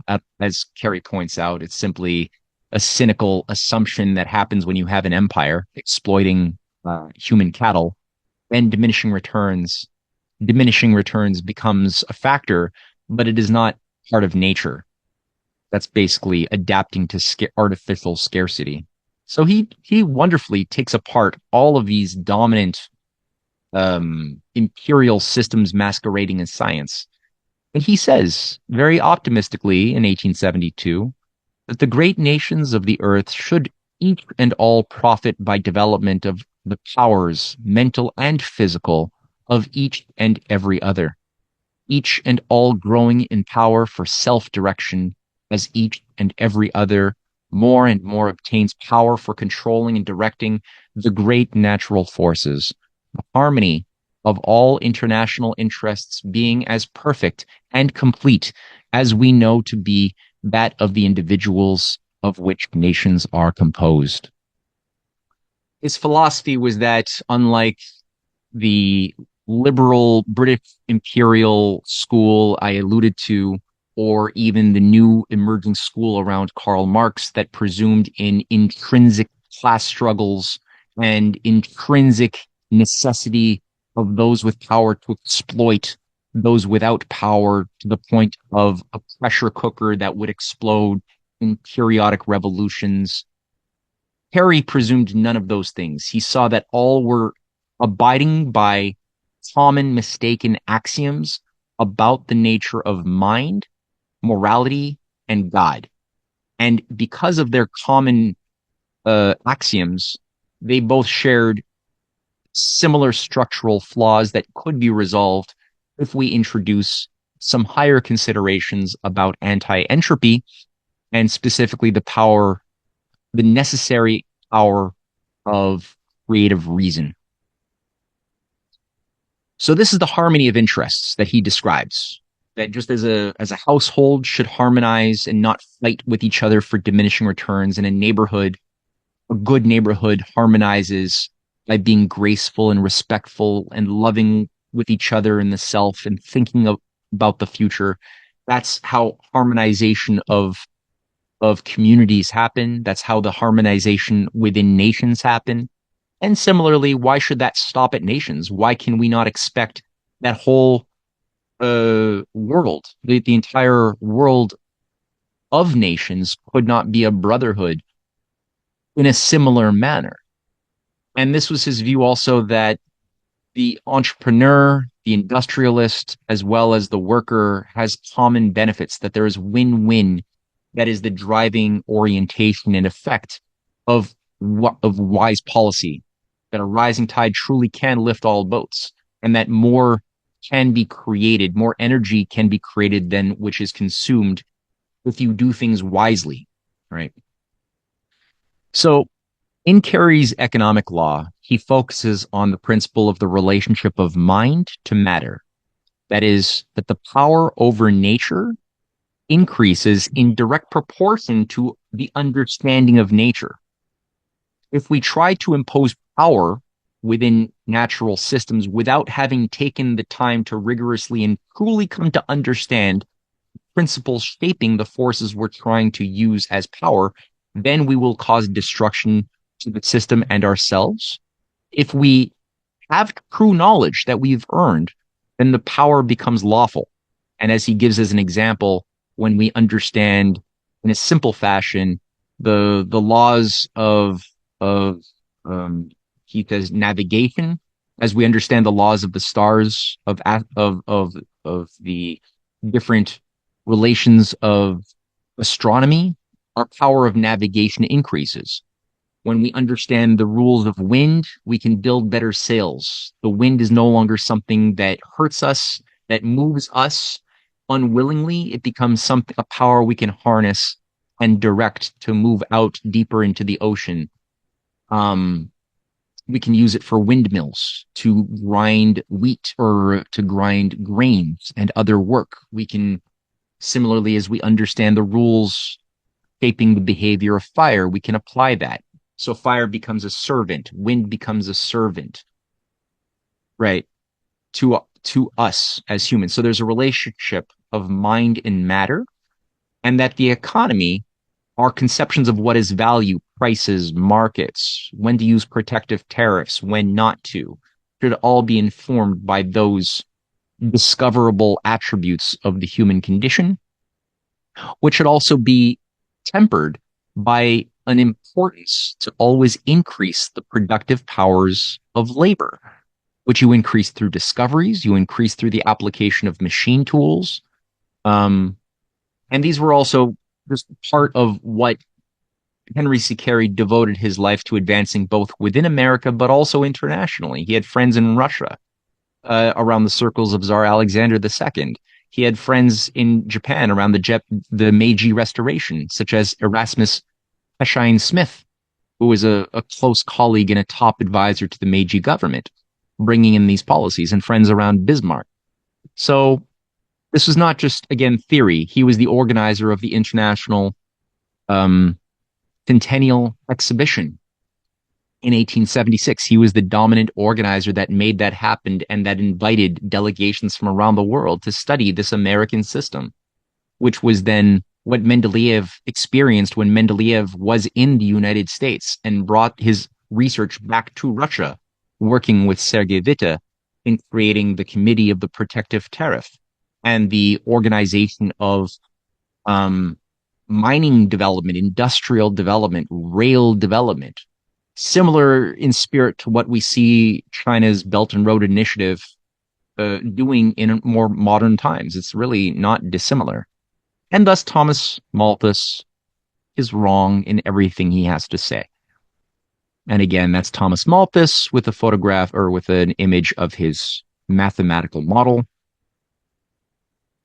Carey writes of Malthus saying, Mr. Malthus was led to invent a law of population by means of which to relieve the rich and powerful from all responsibility for the existing state of things, giving them assurance that the poverty and wretchedness by which they were everywhere surrounded had resulted from the fact Creator had sent upon the earth large numbers of people for whom he had provided no table at which they might be allowed to eat, no materials by aid of which they might be clothed, thus furnishing the theory by aid of which subsequent writers have been enabled, as they supposed, to prove that in the British Islands, man had become a drug and population a nuisance. Again, very similar to the the line of Leibniz in opposition to Samuel Clarke on the issue of the creator and the issue of this is exactly, and people I challenge, they should read the Leibniz Clarke letters and sense it for yourself, the points of contention and what Leibniz is offended by within the Newtonian system and the flawed creation of God that created a society, a universe that that would intrinsically be animated by death and decay, and which could only come back to life under supernatural interventions to rewind the clock occasionally, maybe. So very, very similar. And just so that people don't think that it's just me as some Canadian geopolitical analyst giving my personal opinions about entropy being flawed or being a um, political tool for control. It's not just me. In fact, when you look at some of the greatest minds in recent history, they were offended to a very deep degree by the prospect that entropy was something that could be universalized. And I'm going to begin, since I spoke so much about Bertrand Russell, with the figure of Kurt Gödel, who was an Austrian scientist, a close friend of Albert Einstein. Like Einstein, was also banned from participation from the new Manhattan Project, the secret science project, which was not supposed to have moral scientists involved within it. But Kurt Gödel made an enemy with Bertrand Russell in 1931 or 32 when Gödel published a certain essay which demonstrated that there could never be such a thing as a closed system. And in his very short but dense, you have to be pretty mathematically apt to read it. I couldn't understand most of it, admittedly, but it took up the scientific world, which had been subdued by the belief that Bertrand Russell and Alfred North Whitehead had achieved the impossible and had created this incredible system, redefining the entire universe the way Newton had done. And Gödel basically says, no, actually, anytime you introduce self-referential elements within any descriptive system, you immediately demonstrate that there must be something outside of the descriptive closed system in question that is not contained within that. So there can be no, ontologically, there can be no closed model of the universe that has a limited array of axioms. It cannot be done ontologically. And the man was a poet. He was an artist as well, which gave him a creative edge that many mathematicians lacked when they became too computerized in their thinking. But he took note that the universal law of entropy has major issues. And he says that, quote, the formation in geological time of the human body by the laws of physics, starting from a random distribution of elementary particles, is as unlikely as the separation of the atmosphere into its components. The complexity of the living things has to be present within the material from which they are derived, or in the laws governing their formation. Again, one of the precepts here is that whether within Darwinian mechanisms explaining the course of evolution of biological systems, or whether in the course of even presuming the flow moment to moment of entropic systems, the idea is that there's a stochastic randomness function at every given moment that is intrinsically unknowable. In the case of Darwin, there's a presumed randomness function causing mutations that, like rolling the dice and getting lucky every once in a while, will result in a new state coming into being through the tension generated by scarcity whereby a larger claw or a bigger leg or whatever might occur in a favored species that allows it to kill its enemies, have more sex, spread its genes ever more, even though Darwin didn't really know about genes, but spread its essence materially into the future. And that's all there is. Um, Gödel is just simply getting across throughout his writings that purposefulness is being ignored. You have to look at purposefulness, harmony, reason, when you're looking at why things emerge, why new systems emerge. You cannot presume that emergent systems come out of some chaos function. And how this applies to mind is interesting since he takes note of Alan Turing, somebody who was a follower of Bertrand Russell, topographer for the British Empire during World War II, who innovated certain um, machines that he believed would eventually evolve to replace humankind. And Kurt Gödel says Turing gives an argument which is supposed to show that mental procedures cannot carry any farther than mechanical procedures. However, this argument is inconclusive because it depends on the supposition that a finite mind is capable of only a finite number of distinguishable states. What Turing disregards completely is the fact that mind in its use is not static, but constantly developing. So all of these mathematicians all presume that the mind has a natural state of homeostasis, that it naturally is in. And Kurt Gödel makes the point, no, there's constant change. And in a healthy person, that change is oriented towards perfectibility, constant development.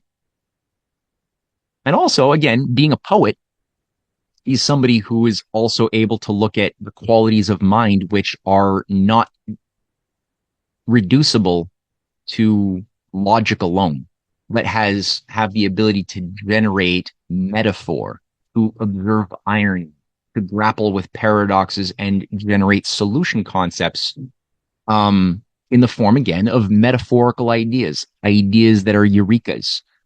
And he's devoting his life in the last decade, 15 or so years, to rehabilitating Leibniz.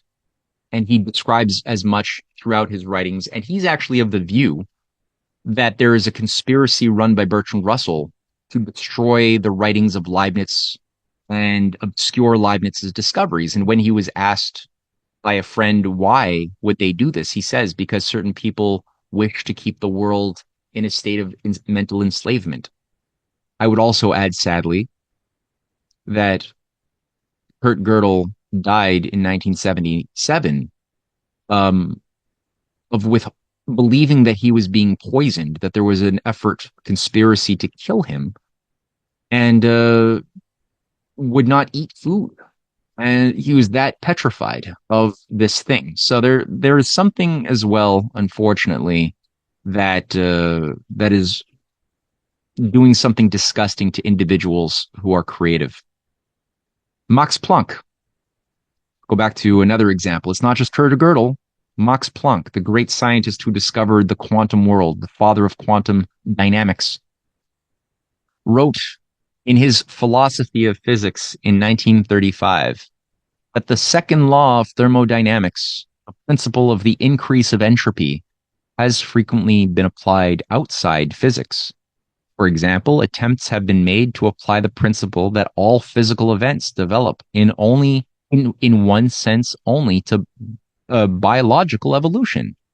A singular, unhappy attempt, so long as the term evolution is associated with the idea of progress, perfection, or improvement.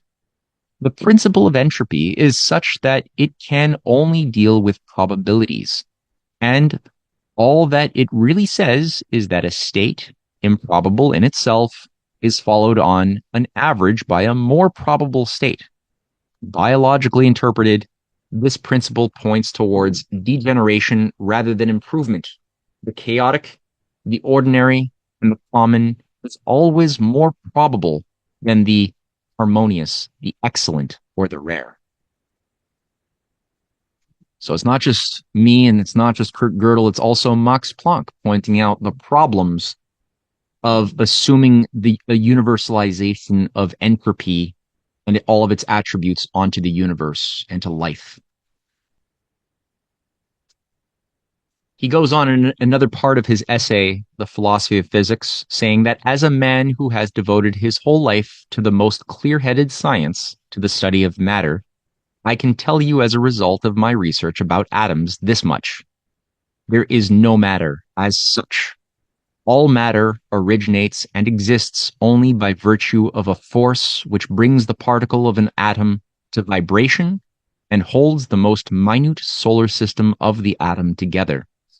We must assume behind this force the existence of a conscious and intelligent mind. Powerful remarks from somebody who is not just a philosopher. He is a man who has himself discovered revolutionary discoveries about creation itself. And in the formulation of his idea of the light quanta, in his writings, we find that he's using certain terminologies that have been lost to time, like harmonic oscillations. That he has an idea of harmonics within his notions of the quanta of light generated that he's looking at earlier on in the 1890s of black body radiations and the different leaps in quanta that occur when you increase the energy to heat that causes a black body to begin to get hotter, to begin to emit light. And as the light changes color from red to orange to yellow to white to blue, hot as the heat increases, there's an increasing relationship between the quality of the quanta that's being emitted by the photons that doesn't grow gradually as one might expect. There are discontinuous leaps that occur as the energy is put into the process to increase the heat.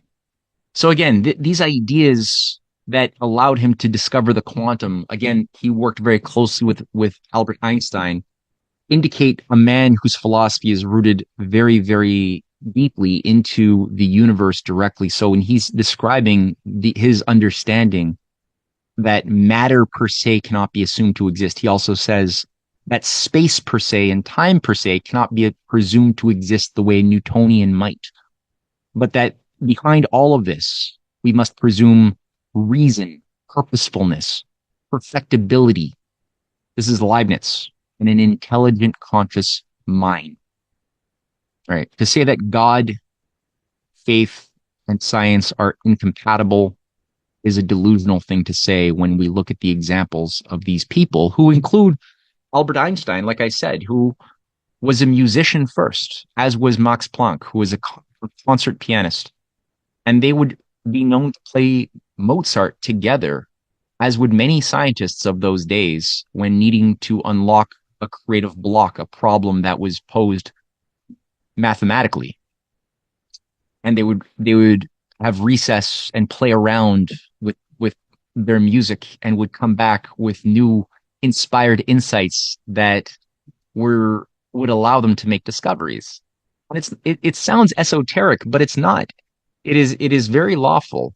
And Einstein as well made it clear that his scientific accomplishments were ephemeral to his primary concern, which is to understand the mind of God. And that's something that is recorded by one of his students. And I think a very important reminder of who science is. In the last lecture on Vernadsky, I alluded to this, but I don't think I made it explicit. Vernadsky was also the great Russian scientist, the father of Russian nuclear science, the founder of the School of Biogeochemistry, was no friend to entropy and also saw a sickness and a danger in the second law of thermodynamics.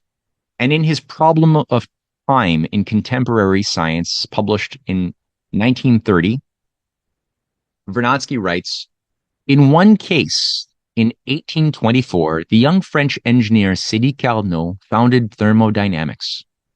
Carnot's principle defines the unidirectional course of a process in time.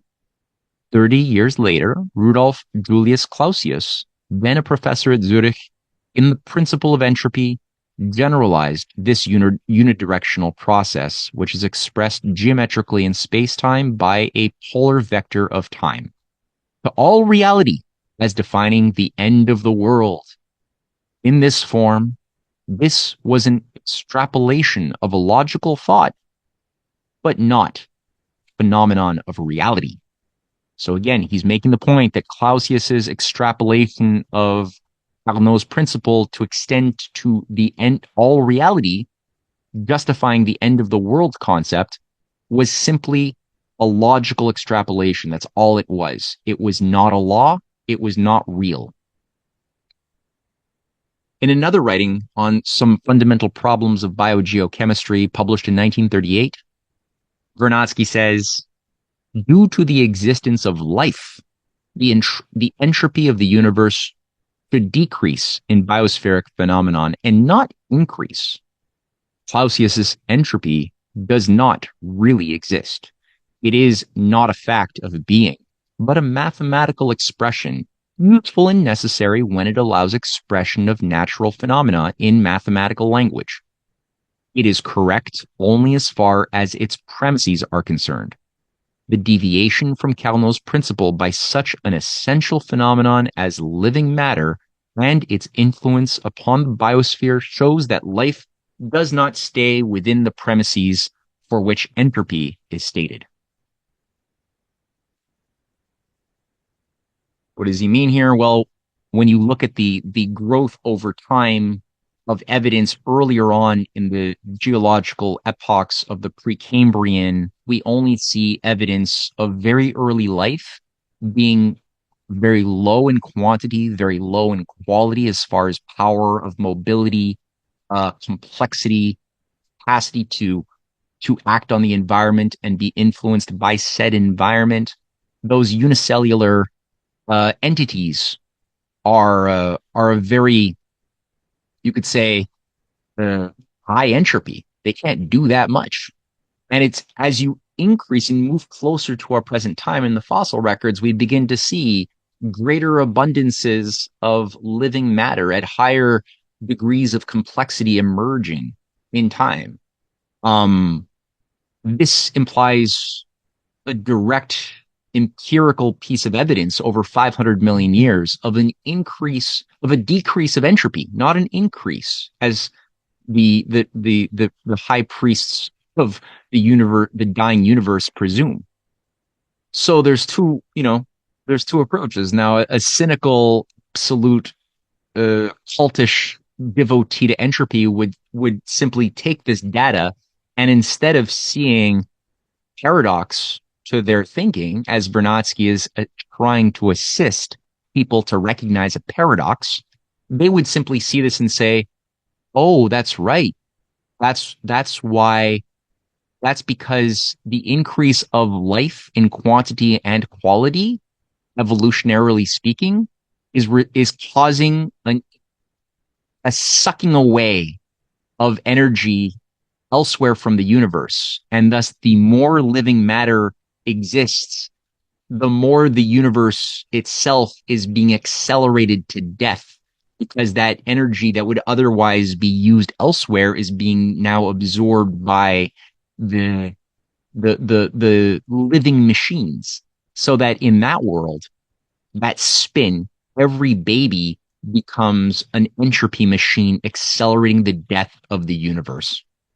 That's literally a dominant consensus opinion even today by those followers of Norbert Wiener who advance this idea that they allow for local anti-entropy or neg-entropy. They allow for that, but only under the condition that those local states of neg-entropy are sucking away energy from the rest of the universe and are accelerating ultimately the heat death of the universe. It's pathetic. And just to make it even more explicit, here's a series of variables that are not just the biodiversity and biomass, but also not just the biomass, but that also now include the biodiversity, which and sedimentary rate, continental freeboard, ice ages, cosmic ray fluxes into the Earth over the course of approximately 500 million years. This is a loose estimate, but still quite useful, which showcases through Fourier analysis certain cycles at different rates, some of which are 60 million year, others are 140 million year cycles that we see tempering these periodic cycles again, that seem to have something to do with the behavior of our solar system as it is moving. This is some of the more potent astrophysical, astroclimatological, astrobiological, biogeochemical hypotheses that are out there of the solar system's motion through our Milky Way galaxy, moving on the left side above and below every 30 or so million years, a period above and a certain period below for 30 million of years, as it goes around the galactic center every, I think, 220 million years is the estimate that I had last read. Sometimes moving through the arms, sometimes being between the arms of that Seyfert galaxy.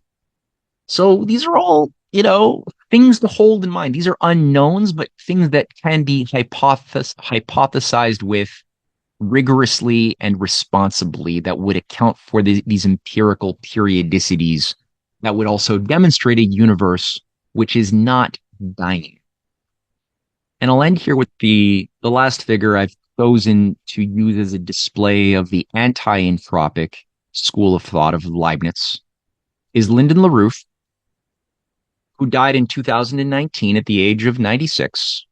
And featured there is the same graph we had seen in previous lectures, featuring his model of collapse functions, the type of very simplified, but still very truthful functions at play within the collapse dynamic of the Western system that he first published publicly in 1995 as he was trying to assist his audience to understand why the current Western neoliberal banking system was destined to collapse unless certain remedial measures were undertaken.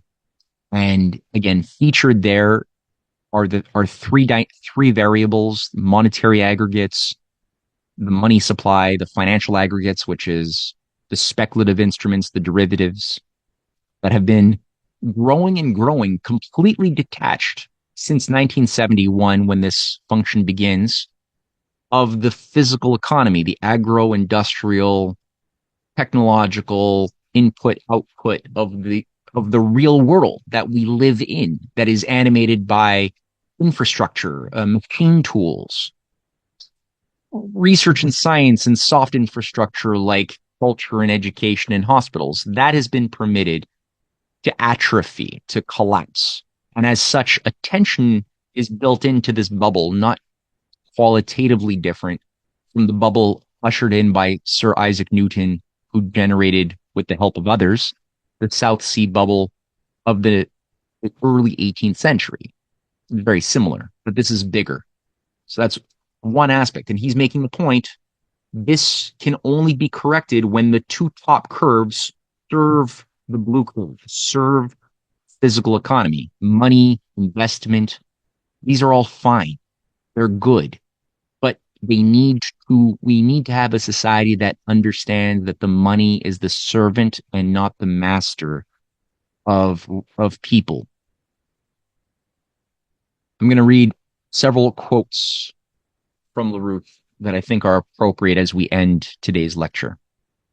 He wrote in 1998, saying closely related types of degenerative systems, closely related to both empiricist mechanics and modern statistical social theory, include the so-called information theory of Norbert Wiener and others, and the systems analysis of John von Neumann. As Wiener has stressed, the derivation of the so-called H theorem by Ludwig Boltzmann is a paradigm for both these general classes, mechanical and social, of such characteristically degenerative systems, which is entropic systems. The relevant paradox is that living systems, including any college textbook writer or lecturer, who preaches universal entropy as a dogma, are, despite themselves, characteristically anti-entropic as types of organisms. In that sense, professional honor of the positivist professor of biology depends curiously upon proving implicitly to his students that he himself does not and could not exist. The hilarious paradox that we as individuals exist because of an anti-entropic process of perfectibility in nature that generated systems after systems from simple-celled amoeba through a myriad of iterations of more complex systems to the point that human beings emerged capable of self-reflecting upon the whole process with all of these attributes of even pondering ideas of the universe and causality and creation and the soul. All of that happened through an anti-entropic process. But then these indoctrinated academics spend so much time trying to prove theoretically why the very system that allows them to be cannot be. And I just appreciated Mr. LaRuff's identification of that paradox. But he goes on. Fortunately for the existence of our species and our universe, anti-entropic processes do exist in categorically universal types. Classical science and art are filled with successful examples of such universal processes, as first argued in this way by Plato and by the founders of modern experimental physical science after him. The lawful principle underlying the ordering of our universe is characteristically anti-entropic. This includes the principles underlying the design of our solar system, as Gauss's work provides crucial experimental proof of Johannes Kepler's argument on this point. This same principle of anti-entropy is the characteristic distinction of successful economies as shown by the science of physical economy founded by Gottfried Leibniz and shown by such products of Leibniz's influence as the American system model of Alexander Hamilton, Friedrich List, Henry C. Carey, and U.S. President Abraham Lincoln.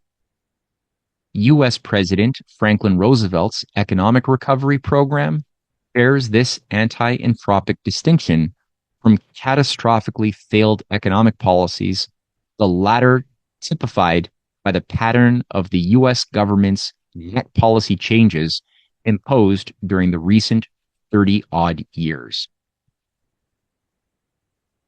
So again, the realm of the battle for scientific discoveries of this nature demonstrate itself an anti-entropic attribute to the human condition, as well as the effect of those discoveries through simply realizing, as Kepler did, there is a harmonic musical set of proportions that is intelligible to the mind, not irrational, organizing, tempering the behavior of the orbits of the planets around the sun, and again in a musical way that was earlier advanced by Plato in the Timaeus through Plato's nesting or his investigation of the relationships of the five Platonic solids, and specifically the golden section, the divine proportion, which also plays a role in astronomy as it does in quantum dynamics when approached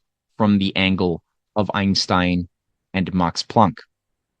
So that this is growing in the same way, parallel and directly feeding back into human economy. that there is a science of economy, a science of human happiness, which has been at the front and center of the battle over humankind. Because it requires the unification, the maturation of the species culturally so that every individual can learn freely why their personal desires must harmonize with their higher responsibilities through will, freely, right? Not forced upon us through some Kantian moral categorical imperative, but rather something that can be awoken in every child as early on as possible, that it is a blessing to be human, but it comes with responsibilities that make us want to do good and to do the right thing and to have increased productivity without succumbing to the seductions of traps put forth by imperialists that would like to keep us more animalistic and computer-like in our thinking. And finally, the last quote by LaRouche for this relevant moment here on the science of economy. What is it? How does it work? He wrote several textbooks on it. Number one, the Science of Christian Economy, and as well as the So You Wish to Learn All About Economics, which I highly recommend people read and which should form the backbone of any proper curriculum are these books. But he describes that the required measurement of anti-entropy must express the characteristic function of an anti-entropic physical economic process in terms of relative increases of the human species' power over the universe per capita and per square kilometer of the Earth's surface area. Very important idea. And part of his insight into the science of physical economy was an ability to generate through what he called the LaRouche-Riemann method, a mathematical and also, but primarily physically geometric, constructive geometric science around calculating human economy from the standpoint of what boundary conditions we are generating through decisions that either increase or decrease the productive powers of labor and increase or decrease the energy flux density of the energy that we are utilizing at any given moment in society, whether a windmill or whether your society is reliant upon coal power or uranium and nuclear power. Whatever your society chooses to use as a source of fire to sustain productive systems in that society at that given moment will determine certain boundary conditions that are related very closely to how many people you have and how many potentially you could have at what standards of life expectancies, and other variables of that sort. So that set of considerations is accessible to an intelligent 9-year-old, possibly earlier. But yet, even in the more advanced university courses of economics today, this is completely unknown. And I return back to that original graph at the very beginning. Let us look now to the question of human population growth over the past 2,400 years. And we can now start seeing this as the shadow of both a political battle between oligarchical systems seeking to divide, to conquer, to enslave, to impose limits of scarcity onto the systems, both physically and metaphysically in the realm of the mind, and the opposing current represented by those followers of Plato and of St. Augustine and of Cicero and of Peter Abelard and Nicholas of Cusa and Dante and Chaucer and Shakespeare and Milton, aka Shakespeare, and Leibniz and Kepler and Gauss and Bernoulli and Riemann and Max Planck and Madame Curie and Dmitry Mendeleev and Kurt Gödel and Vladimir Vernadsky. We have an opposing current represented by something much more human, much more beautiful, that is tied to, again, the idea that we can always leap outside of, break free from our carrying capacity. We can always, that nature has created, that we are created as a part of nature, that the mind of humans is natural. It's not that there's nature and then there's the human mind, which is disruptive and unnatural and destructive when we create infrastructure. It's not that at all. It's that nature is exemplified by powers of creative expression, and that can be done self-consciously and freely by the only known species of humankind. Other species are creative without their will being involved. Humans are the creature that wills. And so the simple fact that we can release and harness common amounts of energy, but from decreasing volumes of fuel, whether it's the energy in 23.5 tons of dry wood, which is relatively equivalent to the energy of 6.15 tons of coal, which is relatively equivalent to the energy contained in 30 barrels of oil of 42 gallons each, which is relatively equivalent to the energy contained in one uranium fuel pellet, in this case weighing approximately 1.86 grams, which is equivalent in terms of calories, right? This is, we could say maybe these are not equivalent in the sense of the applied power of each in an economy. There might be differences there, but in terms of caloric power, that idea of energy, that would be equivalent to, mathematically speaking, to the energy contained in 0.57 grams of fusion fuel, which would be deuterium and tritium isotopes of hydrogen. So this, each one, you cannot explain how to move from an economy that is grounded and limited by wood power into an economy that's now grounded and animated by coal or oil or uranium through some linear extrapolation. Computer would be hyper adapted to maximize perhaps behavior and productive systems in any given mode. But the thing that allows for the discontinuous leaps from one system to a higher system of potential is something that no computer could do, which is limited by deductive and inductive acts of logic. The human mind can go beyond that, and only the human mind. So this is something which, again, has been obscured, and which Kurt Gödel did a great job blowing out of the water, as did Vernadsky and others. Final quote, and now I'll end. LaRouche, in his Power of Reason in 1988, wrote, "It is the nature of the universe, a nature which must be the guidance of all sane nations and their peoples, that our universe demands, as a condition for our survival, that we pursue a vigorously anti-entropic policy of universal practice. As for the case of fire, which only mankind among all living creatures practices, through a persistent increase in the energy flux density in the principal forms of action, on which not only the progress, but the very survival of the human culture depends."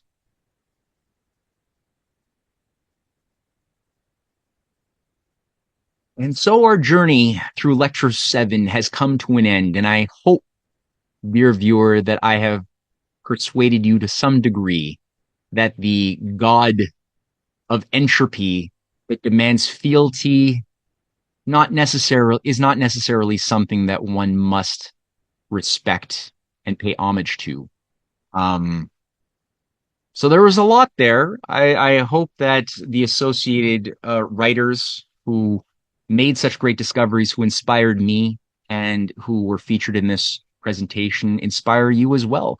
And I hope that this has made you want to pick up some of their original writings, which will be available in the description box under this video for associated further deeper studies. And until then, I will leave you with those thoughts hanging over your mind, and we'll set the stage. I think this sets the stage quite well for lecture number 8, which will be on the topic of the fallacies of Big Bang cosmology and astrophysics more generally. Is the universe, how now that we've begun to sense that the universe might be animated by reason and life, not death and irrationalism, we can now look at some more concrete data and information that could really back up that story in greater detail. So I'll leave you with that, and I'll see everybody in lecture number 8 coming soon.